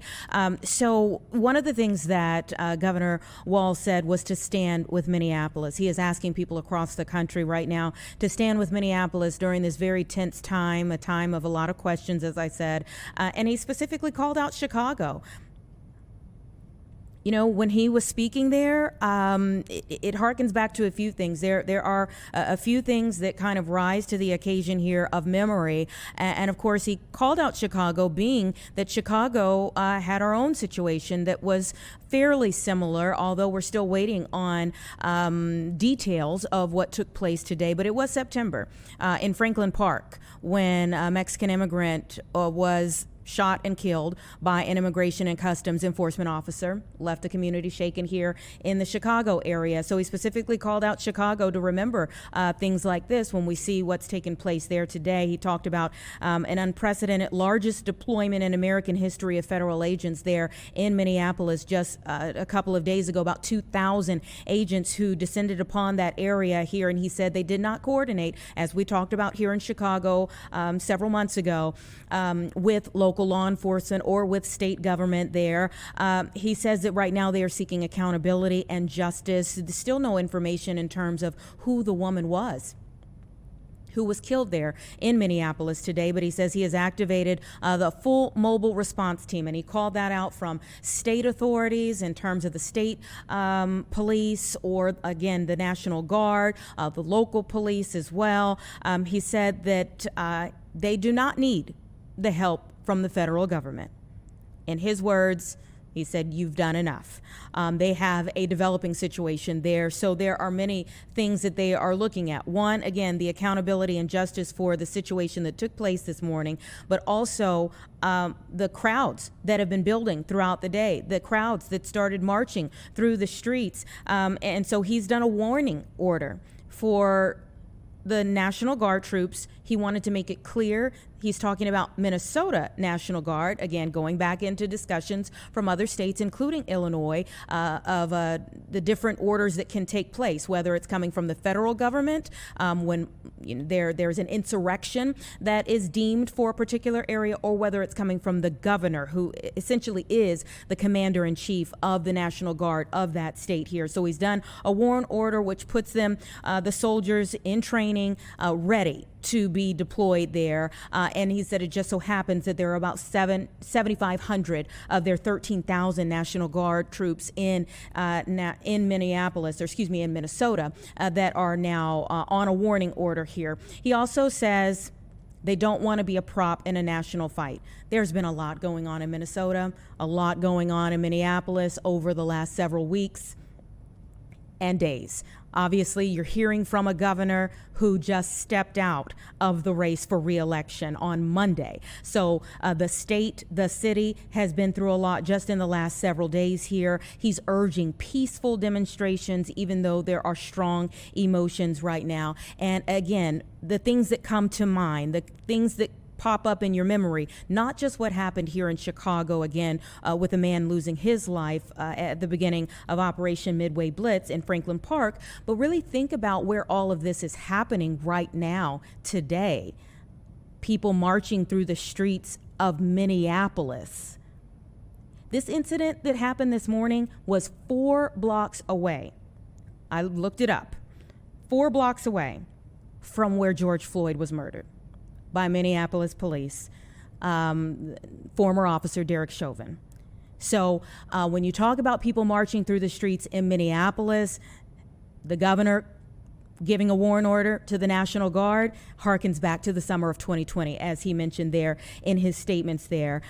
He said there's an open investigation, obviously, right now. Lots of questions, difficult videos that are starting to surface online. But again, he is urging peaceful demonstrations amidst it all. So again, we were hearing there from Minnesota Governor Tim Walz as he is reacting to the deadly shooting of a woman this morning in Minneapolis. Lots of questions. Protests that are starting to take place there. We'll be following it all. It's 3:03 right now. Let's take a quick break, kind of reset, and then I'll let you know where we're going from here.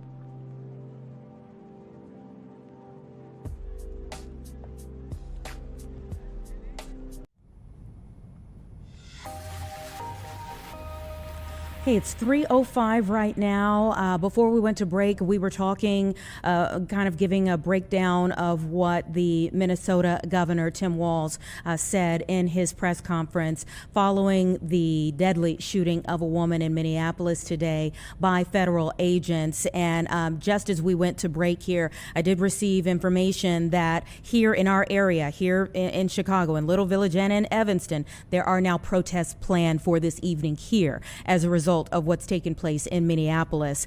So again, this is a developing situation we're going to continue to follow, as we're not just seeing protests happen in Minneapolis, but there are anticipated protests here in our area in at least two different areas, so or two different neighborhoods. So we will continue to watch what takes place with those throughout the rest of the evening.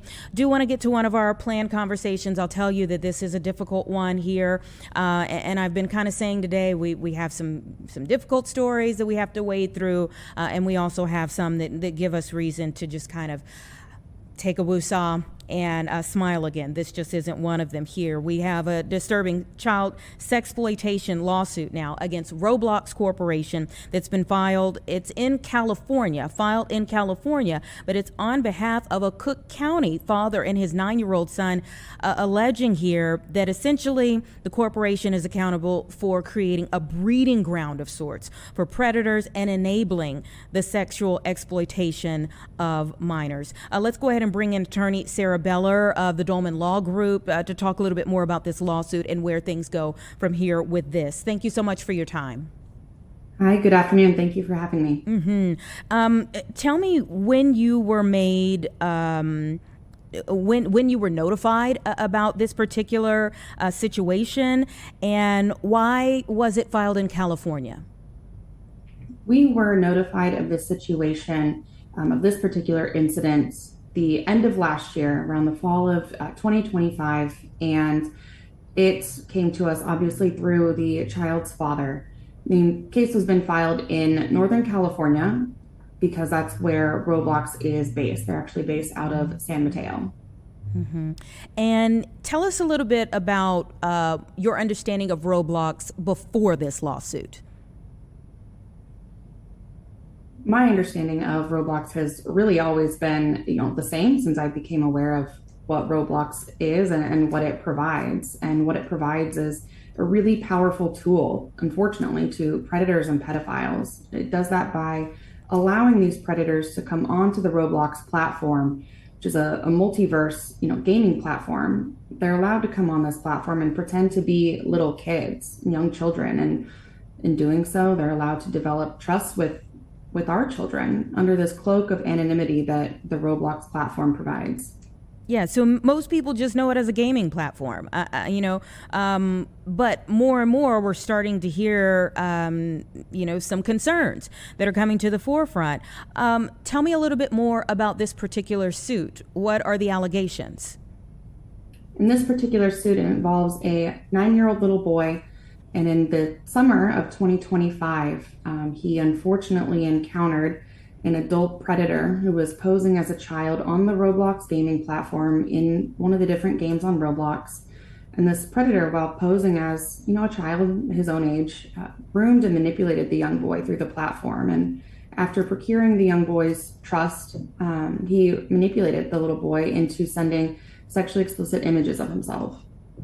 Oh my, horrible to hear. And again, I'm sure even worse for the family that is making these allegations here, especially for a child this young. What has the father said? When was he made aware? He was made aware not long after the exchange of images or the transmission of images had occurred.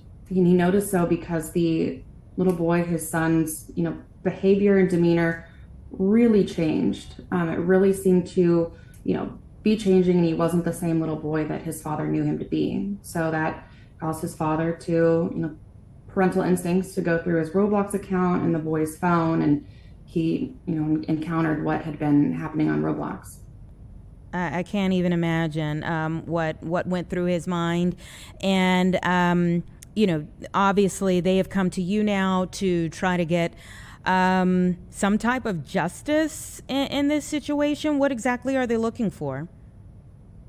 Yeah, in addition to, obviously, no amount of money can ever change what's happened. When a child's innocence is taken away, it's the one thing that can never be brought back. But of course, that's our goal, is for some sort of monetary compensation for the family, and family's goal, as well as our own here at the firm, is to really cause some institutional change within Roblox, to make Roblox a safer platform for children and to make it purely that safe gaming platform that it's meant to be. Yeah. Did you all, to your knowledge, is there a criminal investigation regarding this situation? As far as I'm aware, there is not a current criminal investigation in this matter. But you all did do an internal investigation. Tell me about some of the things that you found. I see you uncovered some alarming things. Yeah, so as part of our investigation in the matter, we researched the Roblox platform and found, it's detailed in the complaints, the allegations in the complaints, some really disturbing allegations of what was found on Roblox. And that includes, references to Epstein and Epstein Island and Diddy, and the allegations that we now know have come against him. Some really disturbing things that have been found. To your knowledge, is this child now in any type of therapy or anything like that for what's taken place? I mean, we were just speaking with someone not too long ago about data privacy and the fact that even when you delete things, it's really not deleted. So you never really know like where things are going to end up or how far they'll go. It's true. This little boy's life and really the family lives are forever changed. He's really suffered from feelings and symptoms of depression and anxiety, and continues to struggle as a result of what's happened. And My understanding is that the family is trying to seek out some mental health therapy and treatment for the little boy. Yeah. You are seeking some monetary damages here. How long do we anticipate? I mean, have you heard anything back from Roblox yourselves?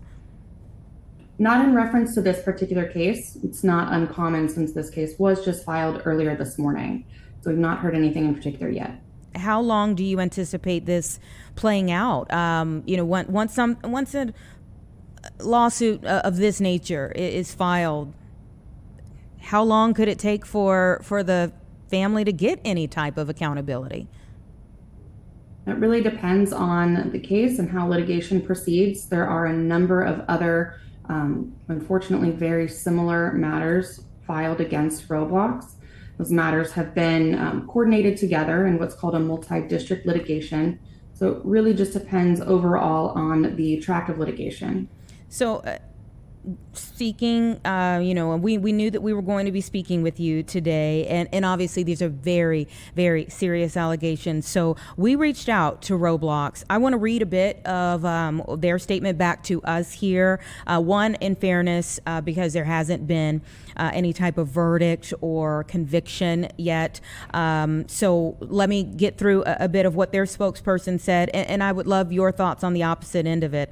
So it says, "We are deeply troubled by an incident that endangers any user.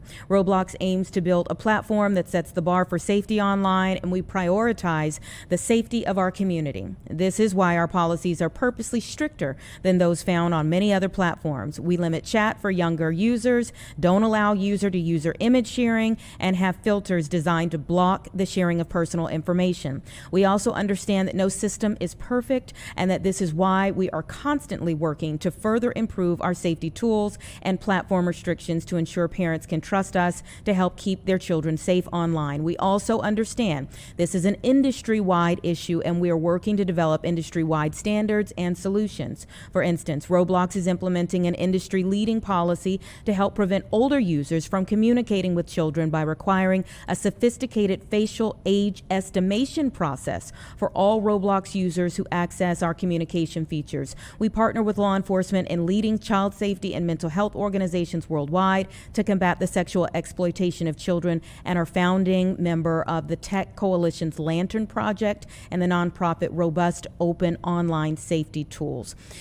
What are your thoughts on that? Because there's accountability and transparency when it comes to your specific allegations and lawsuit, but then obviously the hope would be that when you bring things like this to light, that there would be some industry-wide change. Absolutely. Words are great. What we need are actions that are actually capable of protecting these children. And just now is Roblox proudly publicizing their safety improvements. Why? Why has it taken them so long to act and institute these really simple measures? It's because Roblox truthfully cares more about shareholders and their valuation than our children who are exposed to these depraved individuals, these predators on its platform every second of the day. Yeah. What are your thoughts on the facial age estimation system? That could be a game changer in the industry. These, newly proposed safeguards from Roblox, they may limit who children talk to on the app, but it really doesn't limit what they see or experience in these user-generated worlds on the Roblox platform. Children can always use, fake images to be a different age, appear to be a different age, than they are to get around, these kind of safety measures. Well, again, I think this is a horrible situation that has been described in your lawsuit. I'm obviously wishing the absolute best for this family and even more specifically this child that endured a heinous situation that's been alleged in your lawsuit here. Please keep us up to date as to what happens from here. Again, just filed this morning, but we'll see where things go. Yes, ma'am. Thank you for your time. Absolutely. And we hope that it goes well beyond just allegations in one lawsuit, but that there is industry-wide change, because it's certainly not the only time we have heard of concerns of this nature. All right, it's 3:18 right now. Let's take a quick break, everyone. At about 3:20, we'll be back, and we'll talk more about things moving forward.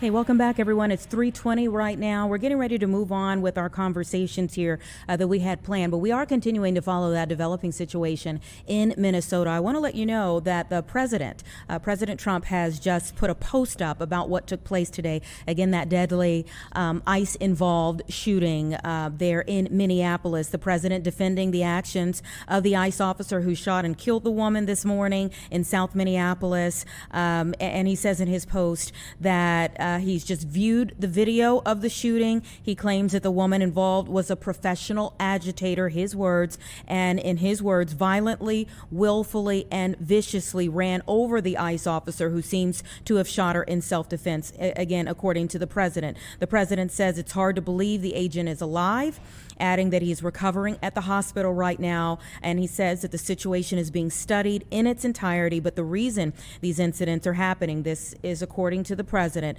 is because the radical left is threatening, assaulting, and targeting our law enforcement officers and ICE agents on a daily basis. He says that they are just trying to do the job of making America safe. He says we need to stand by and protect our law enforcement officers from this radical left movement of violence and hate. Again, this is coming from President Trump on his social media site, Truth Social. So we'll continue to watch what's happening with this developing situation. It's 3:21 right now, and I can also tell you that within the next 40 minutes or so, there is a press conference now that is planned for Little Village here in our area of Chicagoland. The Little Village Community Council, alongside community members, faith leaders, and allies, are gathering in solidarity, they say, and grief to denounce the killing of a 37-year-old woman in Minneapolis. They say an innocent U.S. citizen whose life was taken during an encounter involving ICE agents. We have a crew headed to that scene right now. They're in Little Village. It's one of a couple of different areas that are expected to have protests through the night, as we are also seeing protests that are beginning there in Minneapolis as well. Let's move on to our next conversation again as we continue to watch that major developing story there. We have some news that there is long overdue upgrades that are getting ready to take place at one of Illinois' most popular state parks. It's a huge tourist destination. I always see it populating on social media all the time. I'm talking about Starved Rock. And Michael Balling, who is the project manager for the site improvements project at Starved Rock, is joining me now. Thank you so much for your time. Thank you for having me. So tell me a little bit about what people can expect. I hear this is an $18 million project. First thing I'll say is please be patient with us. There'll be some conflicts. There'll be some check before you go. I will say that so that you don't end up going out there and finding a trail that you want to hike that you can't because it's under construction. So part of the construction is there are two projects. One is the first phase, which is some completion of some work at the water treatment plant and the installation of some vault toilets that are needed in our campground and one of our outside parking lots that currently has porta potties in them. So that was one of the first phases of it. And then the trail project, which is the second phase, that will be the replacement of bridges and stairways that are in need of help. And also the installation of some new boardwalks and fencing along trails that never had it. They're pretty much bare dirt, but they've eroded so much and they're falling apart because just the volume of people that want to come to see this beautiful park. And so many people do. You're right to urge patience. You know, people want the work done immediately, I'm sure. And that's just because they love it so much. How long do you expect it all to take?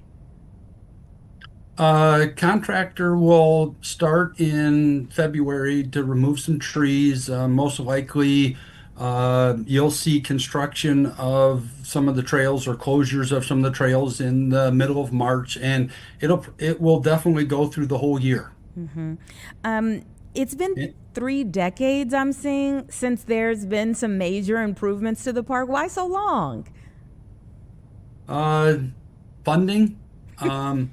We have many state parks, and over the years we've had some funding issues, just like many other state agencies. And unfortunately, the last trail project for stairways and so forth was in the late 80s, early 90s. We did a major project there where we did kind of the same thing. We went out to the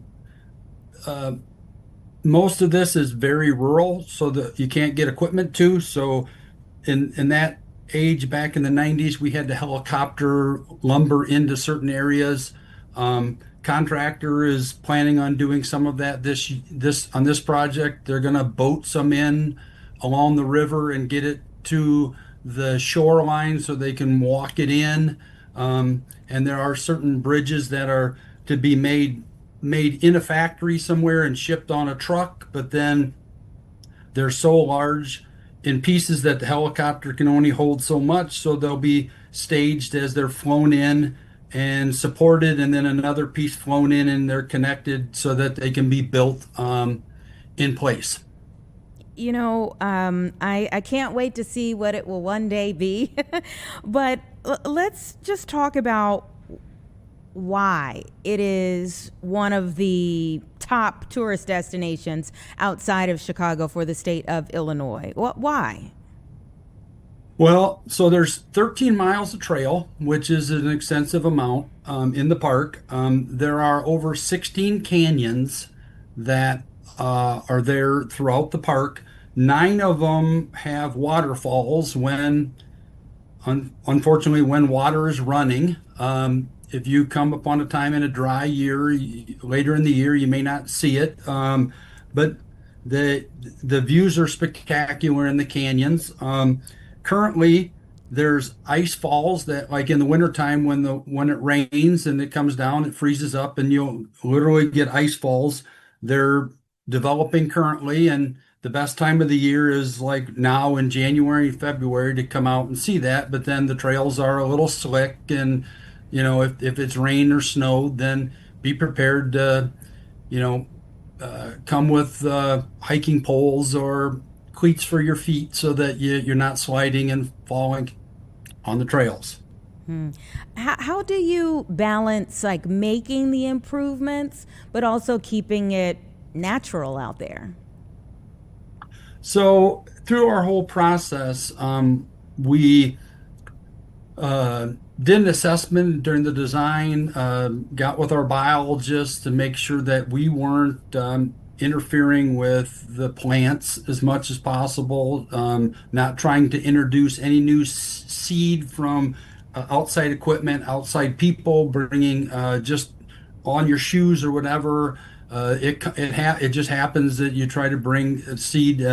We have very many protected species in it, so trying to work around time frame. There are certain areas that we can work in within a certain time frame of the year. Other times we have to avoid it because that's when the plant is up and blooming, and we don't want it trampled with our work for our people. Trying to get in the contracts with them. The contractor has to stay on the trails and can't go off in certain sections. And then there are other sections where the landscape allows the contractor to work outside of it. So he has a little more leniency to be able to get his project done a little faster or with different methods than if he's restricted to just the trails. You said that the work will take place throughout much of the year. 2026 is an important year for Starved Rock. And tell me a little bit more about that.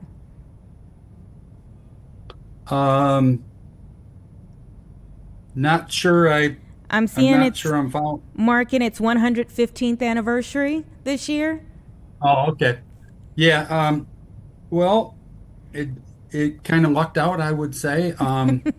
I know that it is it is an important year. I know we have events throughout the year. Example coming up, Eagle Watch comes up here in January, the 24th and 25th of the year for people to come out, and then our staff on site is given kind of like directing and helping people look for the eagles that come in the wintertime, and they hang around the dam there so that they can get the fish that unfortunately get injured in the dam, so they get easier to find food in the wintertime. I can't speak to all the events that are happening since I'm not on site. I'm the regional engineer, so I take care of 25 counties and all the parks in those 25 counties. But I mean, you gave us a good idea of some things we didn't know we're getting ready to happen here. So let me ask you this. When you think about like, okay, there's a ton of projects that are happening for this year. What's not on the list that you think still needs to be done after 2026 that you can already say we've probably got to take care of after this year? So this project is a sizable project, and when we looked at this one, it really took care of probably 90% of the people that come to the park visit these trails.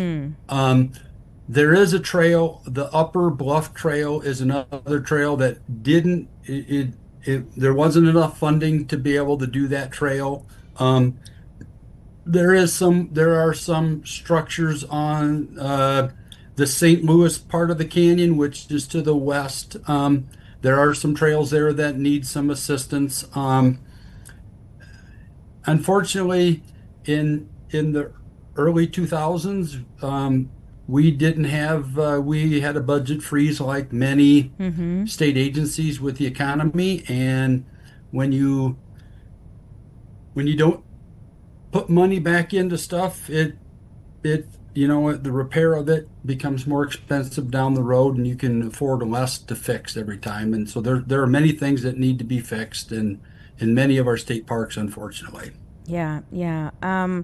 What do you say to those? I'm seeing here that Senator Rezin of Morris was one of the people who really championed advocating for the funding. What do you say to those that were able to secure the funding to make these things happen? So Senator Rezin and Mr. Yednock, Representative Yednock, who isn't there now, were big in giving us the money, and we appreciate every penny, dime, nickel we can get to make the parks good. If you asked anybody that is an IDNR employee, we want to make the parks better. That's what we go to work for every day, and if we get the funding, we can do that. We've got many projects that we can pick to dive into and help the public enjoy the amenities that we have in our parks and the beautiful wildlife and habitat and the plants that are out there. Well, there are certainly millions of people who will appreciate the work that you all do. One of the things that the quotes that I'm seeing here from Senator Rezin was that we are ensuring that Starved Rock will continue to be a world-class destination, a place where nature, community, and history come together to showcase the very best of Illinois. So thank you for what you do. Thank you for taking out the time to chat with us about it. Again, can't wait to see when it's all complete. Yes, we hope all of you come back. Thank you. Oh, and before I let you go, it will continue, the park, the lodge, everything will continue to be open during all of this, right? Yes, we planned it so that if you do come, there in the construction, there are always loops to get around the construction so that you will have trails to walk on. The best thing to do, though, is to check the website, check our websites, because we will be updating as the construction goes. We will be updating what areas are closed, what trails you can go on to, and we just would ask that the public make sure that they abide by the signs when it says trail closed, that they just please say trail closed and don't go into the construction area, and they go to the other trails that are open, and so the conservation police officers don't have to give tickets and so forth or anybody gets hurt by going into a construction zone. Abide by the rules. Simple request. Thank you so much. Yes, thanks for having me. Take care.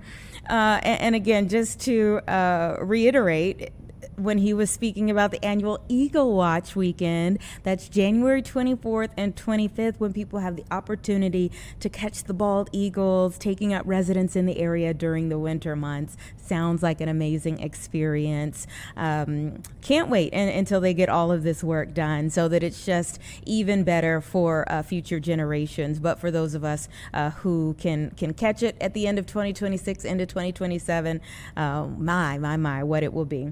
All right, it's 3:36 right now. We're going to take a 2-minute break. We will be right back.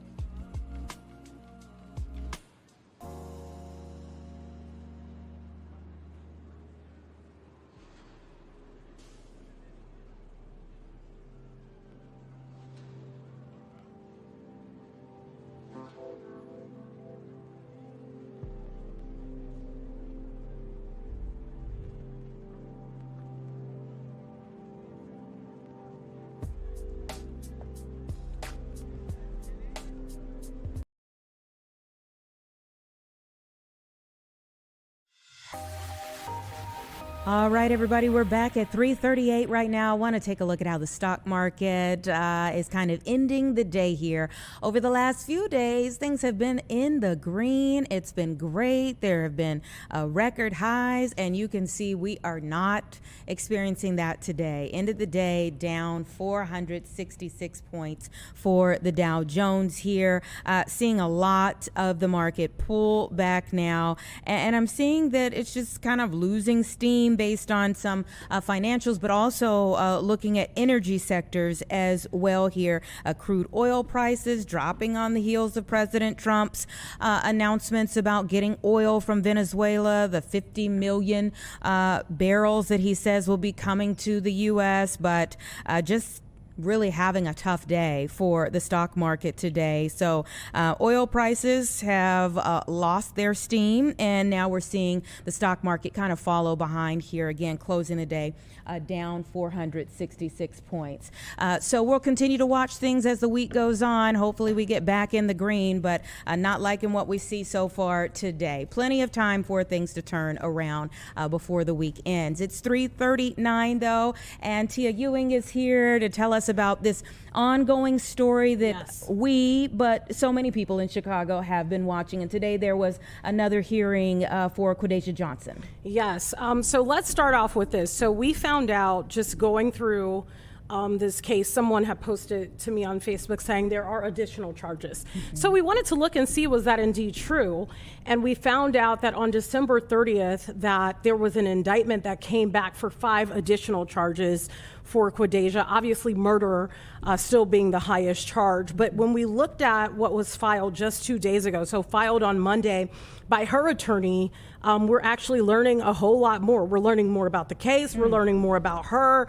And some of this stuff is a bit shocking, to be honest. One being that according to Quadasia's attorney, Ari Williams, is that the key witness for the state, according to them at least, going through these 20 pages, had on noise canceling headphones. So the question is, did that person hear what they said that they heard? And then there's some conflicting statements based on other witnesses that were on that scene. That's one thing that we learned. Look, I had to break all of this down because it's so much information. They're basically saying here that there is not clear and convincing evidence that Quadasia Johnson murdered Romika Blackman with intent, intentionally here, and that they feel like she is not a threat and should be released either on home confinement or electronic monitoring.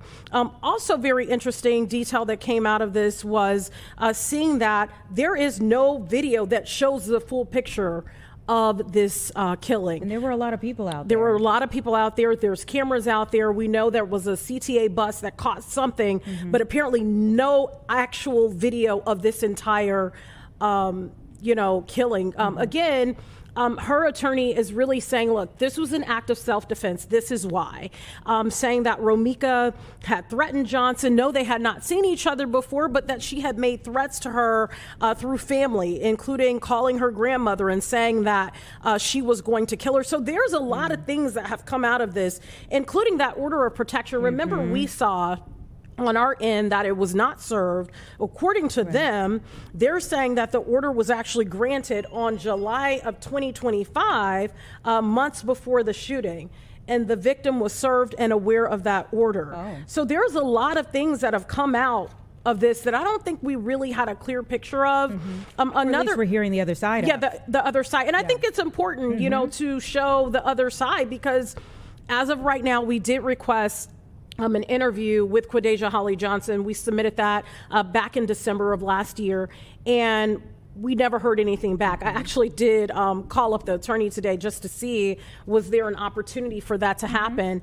Let's just say she made it very clear that they will not be talking anytime soon. I'll leave it at that. But we have tried to get the other side of this. Obviously, we heard from Carlos, who was there, who is a survivor, a person who lived to tell the story. And we can't talk to Romika because she's not here. And so we haven't been afforded the opportunity to talk to Quadeja about what happened. But they're saying that 4 minutes after Romika dropped off her son at school, that she was driving in the opposite direction of Quadeja and Carlos. Quadeja was going back to her car, which was parked nearby, because she had spent time at Carlos's home. And according to them, Romika then makes a U-turn in the middle of the street, and that is where you see her car double park. And according to them, this is the exact quote from them, and it will be in my report this evening, that when Romika approached them, she yelled, "I told y'all I was going to catch you." And so for Johnson, because her 6-month-old at the time was in the car, according to her lawyer, is saying that was enough. The previous threats, the demeanor of making the U-turn, the protective order, and what was said out there that day was enough for Johnson to fire her legal, rightful owned firearm. So yes, we are hearing from the other side, and again, that's our job to tell all the sides. So absolutely, yeah, that's where we are with this. And maybe, I mean, we mentioned from the outset here that a lot of people have been following this story. But let's just assume, we have some people who are saying, who is Quadeja Holly Johnson? Yeah, there may be. Who is Romika Blackman? And what is their connection? What happened? So let's walk back through it. So what we know is that I shouldn't say earlier this year, because it was last year. Last year, we'll walk through who the players are here. So Quadeja Holly Johnson and Romika Blackman are two women. They both have children by the same man. His name is Carlos Smith. He did an interview with us. When this situation happened last year, Quadeja Holly Johnson is saying that she felt that she had to defend herself from Romika Blackman because they had an ongoing feud in which they had never seen each other until the day of this shooting. Romika is shot literally like not even full blocks away from her son's school after dropping him off. She dies. And so the question now is, this is what people have been asking, when is it okay for you to act in self-defense? When is it okay for you to pull your lawful firearm and shoot someone, considering that Romika Blackman did not have a gun? It was verbal threats. In this case, they're saying that she laid hands on Johnson. That's also something that was said here. And so when do you have the right to pull your weapon out and shoot someone? And so this has been a case that has exploded, not just here in Chicago, but beyond, I think because of the way that it happened and who's involved. And Quadeja was not immediately put in jail. Correct. Quadeja Holly Johnson was not immediately put in jail. I think it was 2 months or so, maybe 3 months after. And people have been calling for her to be arrested and just asking the question of what happened. This happened on September 8th of 2025. So it did take some time for her to be arrested. And so a lot of people have been asking, why did it take so long? And there was some video from the scene, and the video that we've seen circulated around is the aftermath. And so based on that video alone, people felt like, oh no, she needs to be arrested, and that's where we are with it. And in the process of that 2 months, before she ended up actually being taken into custody, by the time she got in custody, she was pregnant again. She was pregnant. According to this, she was pregnant at the time, or at least was aware of a pregnancy at the time of her interaction with Romika. And so that is an additional level of why, according to her attorney, of why she felt the need to defend herself. I think right now it's going to be really interesting, because if you go through the 20 pages like I did, and I didn't get into every single witness, but the witnesses' statements based on what Quadeja Holly Johnson's attorney has, they are conflicting. If this is all indeed, fact, it is questionable of who saw what, and are they sure they saw it? How did they see it? it does matter. I know some people will argue this, but it does matter if you're wearing headphones that are noise canceling and if they're on. Yeah, sure. We don't know if they were on. Yeah. I guess in some video they do show her wearing these headphones, so we don't know if they were on or not. But even if you have huge bulky headphones on with the cushioning, it does distort what you hear. So looking at her side of things now, being able to see it, because we never got to see her side of things, it does bring up a lot of questions. And it was just such a chaotic scene as Horrible well. scene. So you can also understand that, a recollection might not be actually that accurate in a chaotic situation too. Yeah, and I think also what her attorney did here was lay out some clear circumstances of where you have to ask, what are those witnesses going to say when they go on the stand? I mean, it's going to be really interesting to see how it plays out in trial. We do know she's back in court tomorrow at 9:00 in the morning. And again, they are asking for her to be released, saying that she was not a dangerous person beforehand, had no serious criminal history, which we had reported that. We knew that to be true. And so now, what happens? Yeah. We'll have to wait and see come tomorrow. Okay, well, we'll catch back up with you. You've been on it from the very beginning, so thank you so much for the update. No problem. All right, everybody, it's 3:49. Let's take a quick break, 2 minutes. We'll be right back.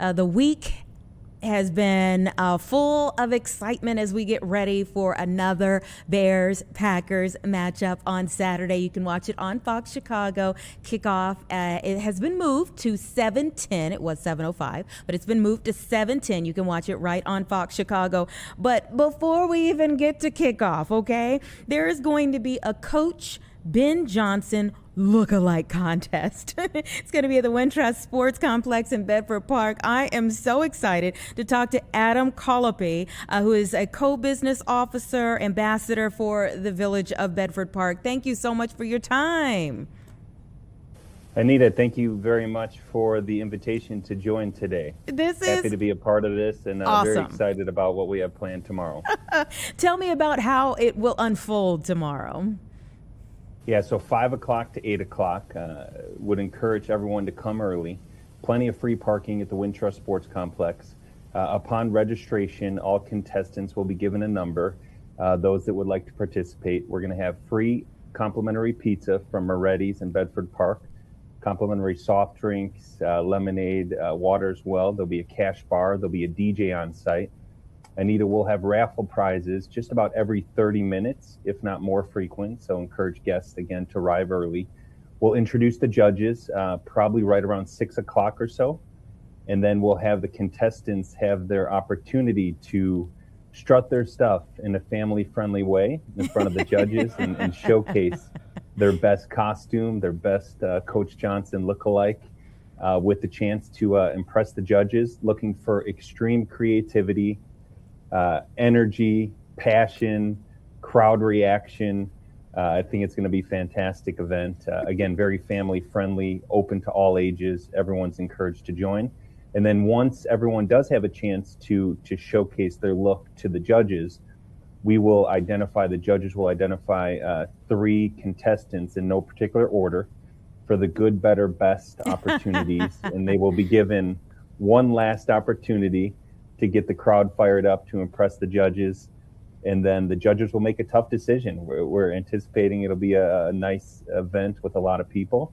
Then it's up to the judges to work their magic to pick who they feel best represented, the good, better, and best costumes, with some fantastic prizes along the way. Yep, you got to tell us more about these prizes. Oh, I'm excited about that. And Anita, the inspiration, I think, for the prizes is think about what it costs these days for a family or a mother and son, mother and daughter, father and son, father and daughter to attend a game. It is extremely expensive to do that. I really have been aware of that for quite some time, but just when the Bears played the Packers in December, just before the holiday, I received so many inquiries looking for tickets, and the prices were just incredible. But people were willing to try and do everything they could to sort of fulfill that wish of whoever the biggest Bears fan in their life was.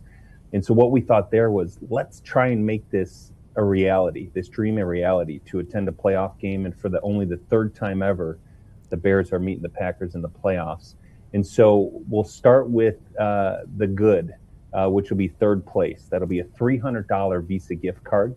So that'll go a long way, especially in today's environment and economy as well.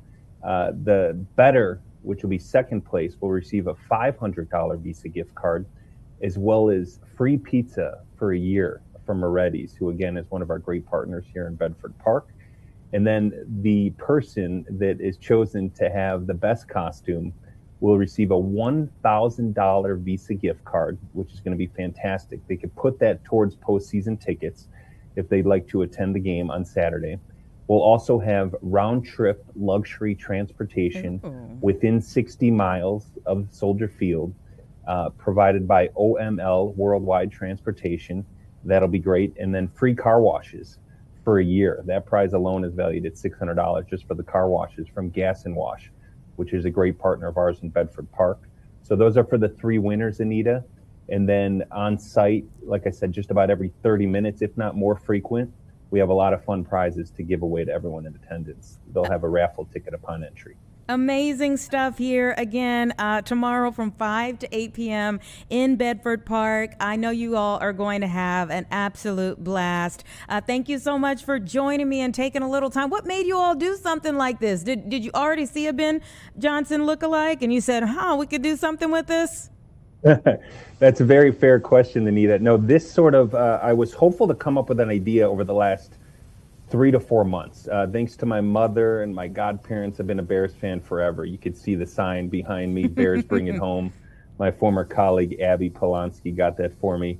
And it's larger than life. So 3rd grade, Super Bowl championship, those were some of the best memories of my life. My wife and I were blessed with 3 boys, and they love football. They have not witnessed great football yet until this year. And so as we were thinking about that, let's do something family-friendly. Wintrust Sports Complex is all designed about the kids, 100,000 square foot facility, youth volleyball, youth basketball, great community events, and make it attainable for someone to try and get there. And I think back really quickly, Anita, when I was growing up, it was all about Coach Ditka. Even my 12-year-old James is in 6th grade. He told me one of his classmates just this past Halloween dressed up as Coach Ditka. And this young man wasn't even born when Coach Dicka coached. And you go to a game and there's probably 15, 20, maybe 50 people that are dressed like Coach Dicka. And so you know that he's held in such high regard.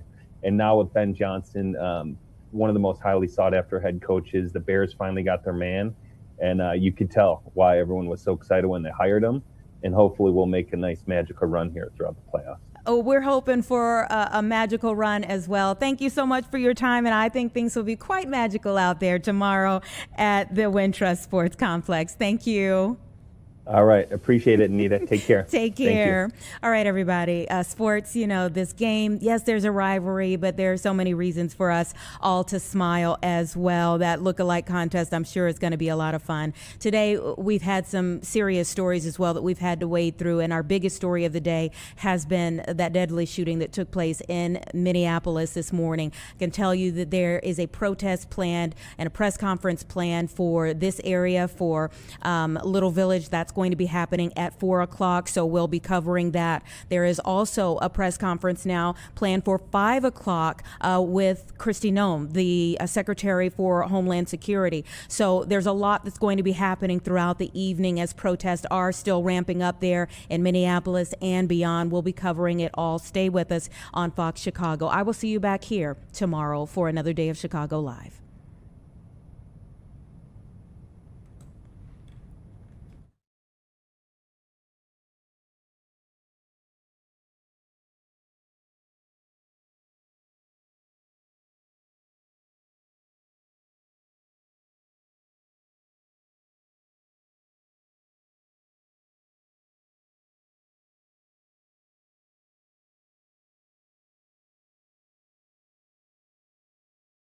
Live from Chicago, this is Fox 32 News at 4.